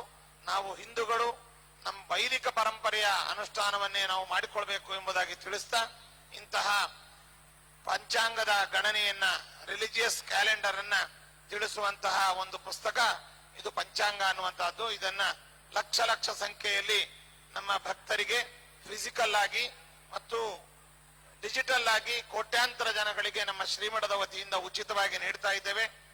ಉಚಿತವಾಗಿ ಮಠದ ಶಿಷ್ಯರು ಭಕ್ತರಿಗೆ ಜಾತ್ಯತೀತವಾಗಿ ಎಲ್ಲರಿಗೂ ನೀಡುವಂತಹ ಏಕೈಕ ಪೀಠ, ಏಕೈಕ ಪರಂಪರೆ ಅದು ಮಧ್ವಾಚಾರ್ಯರ, ಪದ್ಮನಾಭ ತೀರ್ಥರ, ಜಯತೀರ್ಥ ಗುರು ಸಾರ್ವಭೌಮರ, ರಾಘವೇಂದ್ರ ಸ್ವಾಮಿಗಳವರ ಸಾಕ್ಷಾತ್ ದಿವ್ಯ ಭವ್ಯ ಪರಂಪರೆ ಎಂಬುದನ್ನು ಈ ಸಂದರ್ಭದಲ್ಲಿ ಹೆಮ್ಮೆಯಿಂದ ಎಲ್ಲ ಭಕ್ತಾದಿಗಳಿಗೆ, ಮಠದ ಶಿಷ್ಯರಿಗೆ ತಿಳಿಸ್ತಾ ಇದ್ದೇವೆ. ಇದರಂತೆ ಚಾಚೂ ತಪ್ಪದಂತೆ ನೀವೆಲ್ಲ ಅನುಷ್ಠಾನ ಮಾಡಬೇಕು. ನಿಮ್ಮ ಪೂರ್ವಿಕರೆಲ್ಲರೂ ಕೂಡ ಈ ಪಂಚಾಂಗವನ್ನೇ ಇಟ್ಟುಕೊಂಡು ಅನುಷ್ಠಾನ ಮಾಡಿ ಸಿದ್ಧಿಯನ್ನು ಪಡೆದು ಅವರೆಲ್ಲರೂ ಕೂಡ ಉದ್ಧತರಾಗಿದ್ದಾರೆ. ಅದರಂತೆ ನೀವು ಕೂಡ ಆಚರಿಸಬೇಕು ಅಂತ ಹೇಳ್ತಾ, ಮತ್ತೊಂದು ವಿಷಯವನ್ನ, ಇದು ಕಟುವಾದರೂ ಕೂಡ ಸತ್ಯವಾದ ವಿಷಯ. ನಮ್ಮ ರಾಘವೇಂದ್ರ ಸ್ವಾಮಿಗಳವರ ಮಠದ ಪಂಚಾಂಗ ಏನಿದೆ ಅದು ನಿರ್ದಿಷ್ಟವಾದದ್ದು ಮತ್ತು ಶಾಸ್ತ್ರ ಸಂಪ್ರದಾಯಗಳ ಹಿನ್ನೆಲೆಯಲ್ಲಿ ಹೊರಟಂತಹದ್ದು. ಇದಕ್ಕೆ ಈ ಪಂಚಾಂಗವನ್ನ ಗಣನೆ ಮಾಡಿ ಅದರಲ್ಲಿ ಬರುವಂತಹ ಧರ್ಮಶಾಸ್ತ್ರ ವಿಚಾರಗಳನ್ನ ತಿಳಿಪಡಿಸುವಂತಹ ಅನೇಕ ಸ್ಮೃತಿಗಳು ಇವುಗಳನ್ನ ಆಧರಿಸಿ, ಮುಖ್ಯವಾಗಿ ನಿಬಂಧ ಗ್ರಂಥವಾದಂತಹ ನಮ್ಮ ರಾಘವೇಂದ್ರ ಸ್ವಾಮಿಗಳವರ ವಿದ್ಯಾ ಶಿಷ್ಯರಾದಂತಹ ಕೃಷ್ಣಾಚಾರ್ಯರು ಎಂಬುವರೊಂದು ರಚಿತವಾದ ರಾಯರ ಅನುಮೋದನೆಯನ್ನು ಪಡೆದಂತಹ ಸ್ಮೃತಿ ಮುಕ್ತಾವಳಿ ಗ್ರಂಥವನ್ನ ವಿಶೇಷವಾಗಿಟ್ಟುಕೊಂಡು ಈ ಪಂಚಾಂಗವನ್ನು ಮಾಡುವ ಜೊತೆಯಲ್ಲಿ ಇತರ ಧರ್ಮಶಾಸ್ತ್ರ ಗ್ರಂಥಗಳು, ನಿಬಂಧ ಗ್ರಂಥಗಳನ್ನ ನುರಿತ ಜ್ಯೋತಿಷ್ಕರು, ಜೊತೆಯಲ್ಲಿ ಧರ್ಮಶಾಸ್ತ್ರಜ್ಞರು, ಶಾಸ್ತ್ರ ವಿದ್ವಾಂಸರು ಎಲ್ಲರನ್ನೂ ಇಟ್ಟುಕೊಂಡು ವಿಚಾರ ಮಾಡಿ ಸಿದ್ಧಪಡಿಸಿರ್ತಕ್ಕಂತಹ ಪಂಚಾಂಗ ಇದಾಗಿದೆ. ಈ ಪಂಚಾಂಗದಂತೆ ನಮ್ಮ ಮಠದ ಶಿಷ್ಯರು, ಭಕ್ತರು ಎಲ್ಲರೂ ಕೂಡ ವಿಶ್ವದಲ್ಲಿ ಎಲ್ಲೇ ಇದ್ರೂ ಕೂಡ ಇದರಂತೆ ನೀವು ಅನುಷ್ಠಾನ ಮಾಡಬೇಕು. ನಮ್ಮ ರಾಘವೇಂದ್ರ ಸ್ವಾಮಿಗಳವರ ಮೂಲ ವರ್ತಿಕಾ ಬೃಂದಾವನಗಳು ಎಲ್ಲೆಲ್ಲಿ ಸ್ಥಾಪನೆಗೊಂಡಿವೆ, ಎಲ್ಲಾ ಮಠಗಳಲ್ಲಿ ಯಾವುದೇ ಮಠಾಧಿಪತಿಗಳಿಂದ ಸ್ಥಾಪನೆ ಆಗಿದ್ದರೂ ಕೂಡ, ಯಾವುದೇ ಖಾಸಗಿಯ ಸಂಸ್ಥೆಯಿಂದ ಸ್ಥಾಪನೆ ಆಗಿದ್ರೂ ಕೂಡ, ಯಾವುದೇ ಕಮಿಟಿ ಮಠಗಳಾಗಿದ್ರು, ಟ್ರಸ್ಟಿನ ಮಠಗಳಾಗಿದ್ರು ಕೂಡ ರಾಯರ ಮೂಲ ವರ್ತಿಕಾ ಬೃಂದಾವನವನ್ನು ಇಟ್ಟುಕೊಂಡು ಅಲ್ಲಿ ಸಂಸ್ಥೆಯನ್ನು ನಡೆಸ್ತಾ ಇದ್ದಾರಾದ್ರಿಂದ ರಾಯರಿಗೆ ಅಪಚಾರವಾಗದಂತೆ, ರಾಯರ ಮಠದ ಸಂಪ್ರದಾಯದಂತೆ, ರಾಯರ ಒಪ್ಪಿಗೆಯನ್ನು ಪಡೆದ ಸ್ಮೃತಿ ಮುಕ್ತಾವಳಿಯಂತೆ, ರಾಯರ ಮಠದಿಂದ ಪ್ರಕಾಶನಗೊಳ್ಳುವಂತಹ ಪಂಚಾಂಗದಂತೆ ಎಲ್ಲರೂ ಕಡ್ಡಾಯವಾಗಿ ಅವಶ್ಯವಾಗಿ ಇದನ್ನು ಅನುಷ್ಠಾನ ಮಾಡಲೇಬೇಕು. ಇದು ರಾಘವೇಂದ್ರ ಸ್ವಾಮಿಗಳವರ ಆದೇಶ. ಯಾರು ಪಾಲನೆ ಮಾಡೋದಿಲ್ಲ ಅವರು ರಾಯರ ಆದೇಶಕ್ಕೆ ವಿರುದ್ಧವಾಗಿ ನಡೆದಂತಾಗತ್ತೆ ಮತ್ತು ರಾಯರ ಹೆಸರಿನ ಸಂಸ್ಥೆಯನ್ನಿಟ್ಟುಕೊಂಡು ಒಂದು ರೀತಿಯಲ್ಲಿ ರಾಘವೇಂದ್ರ ಸ್ವಾಮಿಗಳವರಿಗೆ ಅಪಚಾರ ಮಾಡಿದಂತೆ ಆಗತ್ತೆ ಎಂಬುದನ್ನು ಈ ಸಂದರ್ಭದಲ್ಲಿ ಹೇಳ್ತಾ, ಇಂತಹ ಪಂಚಾಂಗವನ್ನ ಉಚಿತವಾಗಿ ನೀಡಿ ಪ್ರಕಾಶನ ಮಾಡಿ ಇದನ್ನ ಎಲ್ಲ ಸಾಧಕರಿಗೆ, ಆಸ್ತಿಕ ಜನತೆಗೆ, ಮಠದ ಶಿಷ್ಯರು, ಭಕ್ತರು ಎಲ್ಲರಿಗೂ ಕೂಡ ಇದರ ಲಾಭವಾಗಲಿ ಎಂಬುವಂತ ಉದ್ದೇಶದಿಂದ ನಾವು ಮಾಡ್ತಾ ಇದ್ದೇವೆ. ಕನ್ನಡ, ಸಂಸ್ಕೃತ, ಕನ್ನಡ, ತೆಲುಗು, ತಮಿಳು, ಇಂಗ್ಲಿಷ್ ಮೊದಲಾದ ಭಾಷೆಗಳಲ್ಲಿ ಈ ಪಂಚಾಂಗದ ಪ್ರಕಾಶನ ಅನ್ನುವಂತಹದ್ದು ನಡೀತಾ ಇದೆ. ಮಠದ ಅಧಿಕೃತ ವೆಬ್ಸೈಟ್ ಆದಂತಹ ಅದರಲ್ಲಿಯೂ ಕೂಡ ಡಿಜಿಟಲ್ ಕಾಪಿಯೂ ಕೂಡ ಅದರಲ್ಲಿ ಲಭ್ಯವಿದೆ ಎಂಬುದನ್ನು ಈ ಸಂದರ್ಭದಲ್ಲಿ ಹೇಳ್ತಾ, ಈ ನೂತನ ಸಂವತ್ಸರದಲ್ಲಿ ಎಲ್ಲರಿಗೂ ಕೂಡ ಎಲ್ಲ ವಿಧವಾದ ಶ್ರೇಯಸ್ಸಾಗಲಿ, ಎಲ್ಲ ಕಷ್ಟ ಕಾರ್ಪಣ್ಯಗಳು ಪರಿಹಾರವಾಗಲಿ, ಎಲ್ಲರ ವಿಶೇಷವಾಗಿ ನಡೆ ಭಕ್ತಿ ಮಾರ್ಗದಲ್ಲಿ ನಡೆಯುವಂತಾಗಲಿ, ಹರಿಗುರುಗಳ ಅನುಗ್ರಹವು ಅವರಿಗೆಲ್ಲ ಆಗಲಿ ಎಂಬುದಾಗಿ ಹೇಳ್ತಾ, ವಿದೇಶ್ಯ ಶ್ರಿಯಮಾಪ್ನೋತಿ ವಾರಾತ್ ಆಯುಷ್ಯವರ್ಧನಂ ನಕ್ಷತ್ರಾತ್ ಹರತೆ ಪಾಪಂ ಯೋಗಾತ್ ರೋಗ ನಿವಾರಣಂ ಕರಣಾತ್ ಕಾರ್ಯ ಸಿದ್ಧಿ ಸ್ಯಾತ್ ಪಂಚಾಂಗ ಫಲಮುತ್ತಮಂ ಎಂಬುದಾಗಿ ಈ ಪಂಚಾಂಗದ ಫಲ, ಆಯಾ ಫಲ ತಿಥಿ, ವಾರ, ನಕ್ಷತ್ರ, ಯೋಗ, ಕರಣಗಳ ಫಲ ಎಲ್ಲ ಸಾಧಕರಿಗೆ ಆಗಲಿ ಎಂಬುದಾಗಿ ಹೇಳ್ತಾ ನಮ್ಮ ಎರಡು ಮಾತುಗಳನ್ನ ಮುಗಿಸ್ತಾ ಇದ್ದೇವೆ. ಇಂದಿನ ಈ ಪಂಚಾಂಗ ಶ್ರವಣವನ್ನ ನಮ್ಮ ಮಠದ ವಿದ್ವಾಂಸರು ವಿದ್ಯಾಪೀಠದ ಪ್ರಾಂಶುಪಾಲರು ಆದಂತಹ ವಿದ್ವಾನ್ ವಾದರಾಜಾಚಾರ್ಯರು ಬಹಳ ಉತ್ತಮ ರೀತಿಯಲ್ಲಿ ಸುದೀರ್ಘವಾಗಿ ನಡೆಸಿಕೊಂಡಿದ್ದಾರೆ. ಅವರಿಗೂ ಶ್ರೇಯಸ್ಸಾಗಲಿ ಅಂತ ಹೇಳ್ತಾ, ನಮ್ಮ ವಿದ್ಯಾಗುರುಗಳು, ನಮ್ಮ ಪೂರ್ವಾಶ್ರಮದ ತಂದೆಗಳು ಆದಂತಹ ಆಚಾರ್ಯರಿಗೆ ಉತ್ತರೋತ್ತರವಾಗಿ ಶ್ರೇಯಸ್ಸು, ದೀರ್ಘ ಆಯುಷ್ಯ, ಆರೋಗ್ಯಗಳನ್ನ ನೀಡಿ ವಿಶೇಷವಾಗಿ ಹರಿಗುರುಗಳ ಸೇವೆಯ ಭಾಗ್ಯ ಅವರಿಗೆ ಲಭಿಸಲಿ ಎಂಬುದಾಗಿ ದೇವರಲ್ಲಿ ಪ್ರಾರ್ಥಿಸ್ತಾ, ಇಲ್ಲಿ ನಡೆದಂತಹ ಎಲ್ಲ ಭಕ್ತಾದಿಗಳು, ಮಠದ ಶಿಷ್ಯರು, ಅದೇ ರೀತಿಯಾಗಿ ಮಾಧ್ಯಮದ ಮೂಲಕವಾಗಿ ಈ ಪಂಚಾಂಗ ಶ್ರವಣವನ್ನು ವೀಕ್ಷಿಸಿ ಶ್ರವಣ ಮಾಡಿರ್ತಕ್ಕಂಥ ಎಲ್ಲರಿಗೂ ಕೂಡ ಶ್ರೇಯಸ್ಸಾಗಲಿ ಅಂತ ದೇವರಲ್ಲಿ ರಾಘವೇಂದ್ರ ಸ್ವಾಮಿಗಳವರಲ್ಲಿ ಪ್ರಾರ್ಥಿಸ್ತಾ ಎಲ್ಲರಿಗೂ ಶುಭವನ್ನು ಕೋರ್ತಾ ಇದ್ದೇವೆ. ಸರ್ವೇ ಜನ ಸುಖಿನೋ ಭವಂತು, ಸಮಸ್ತ ಸನ್ಮಂಗಳಾನಿ ಭವಂತು.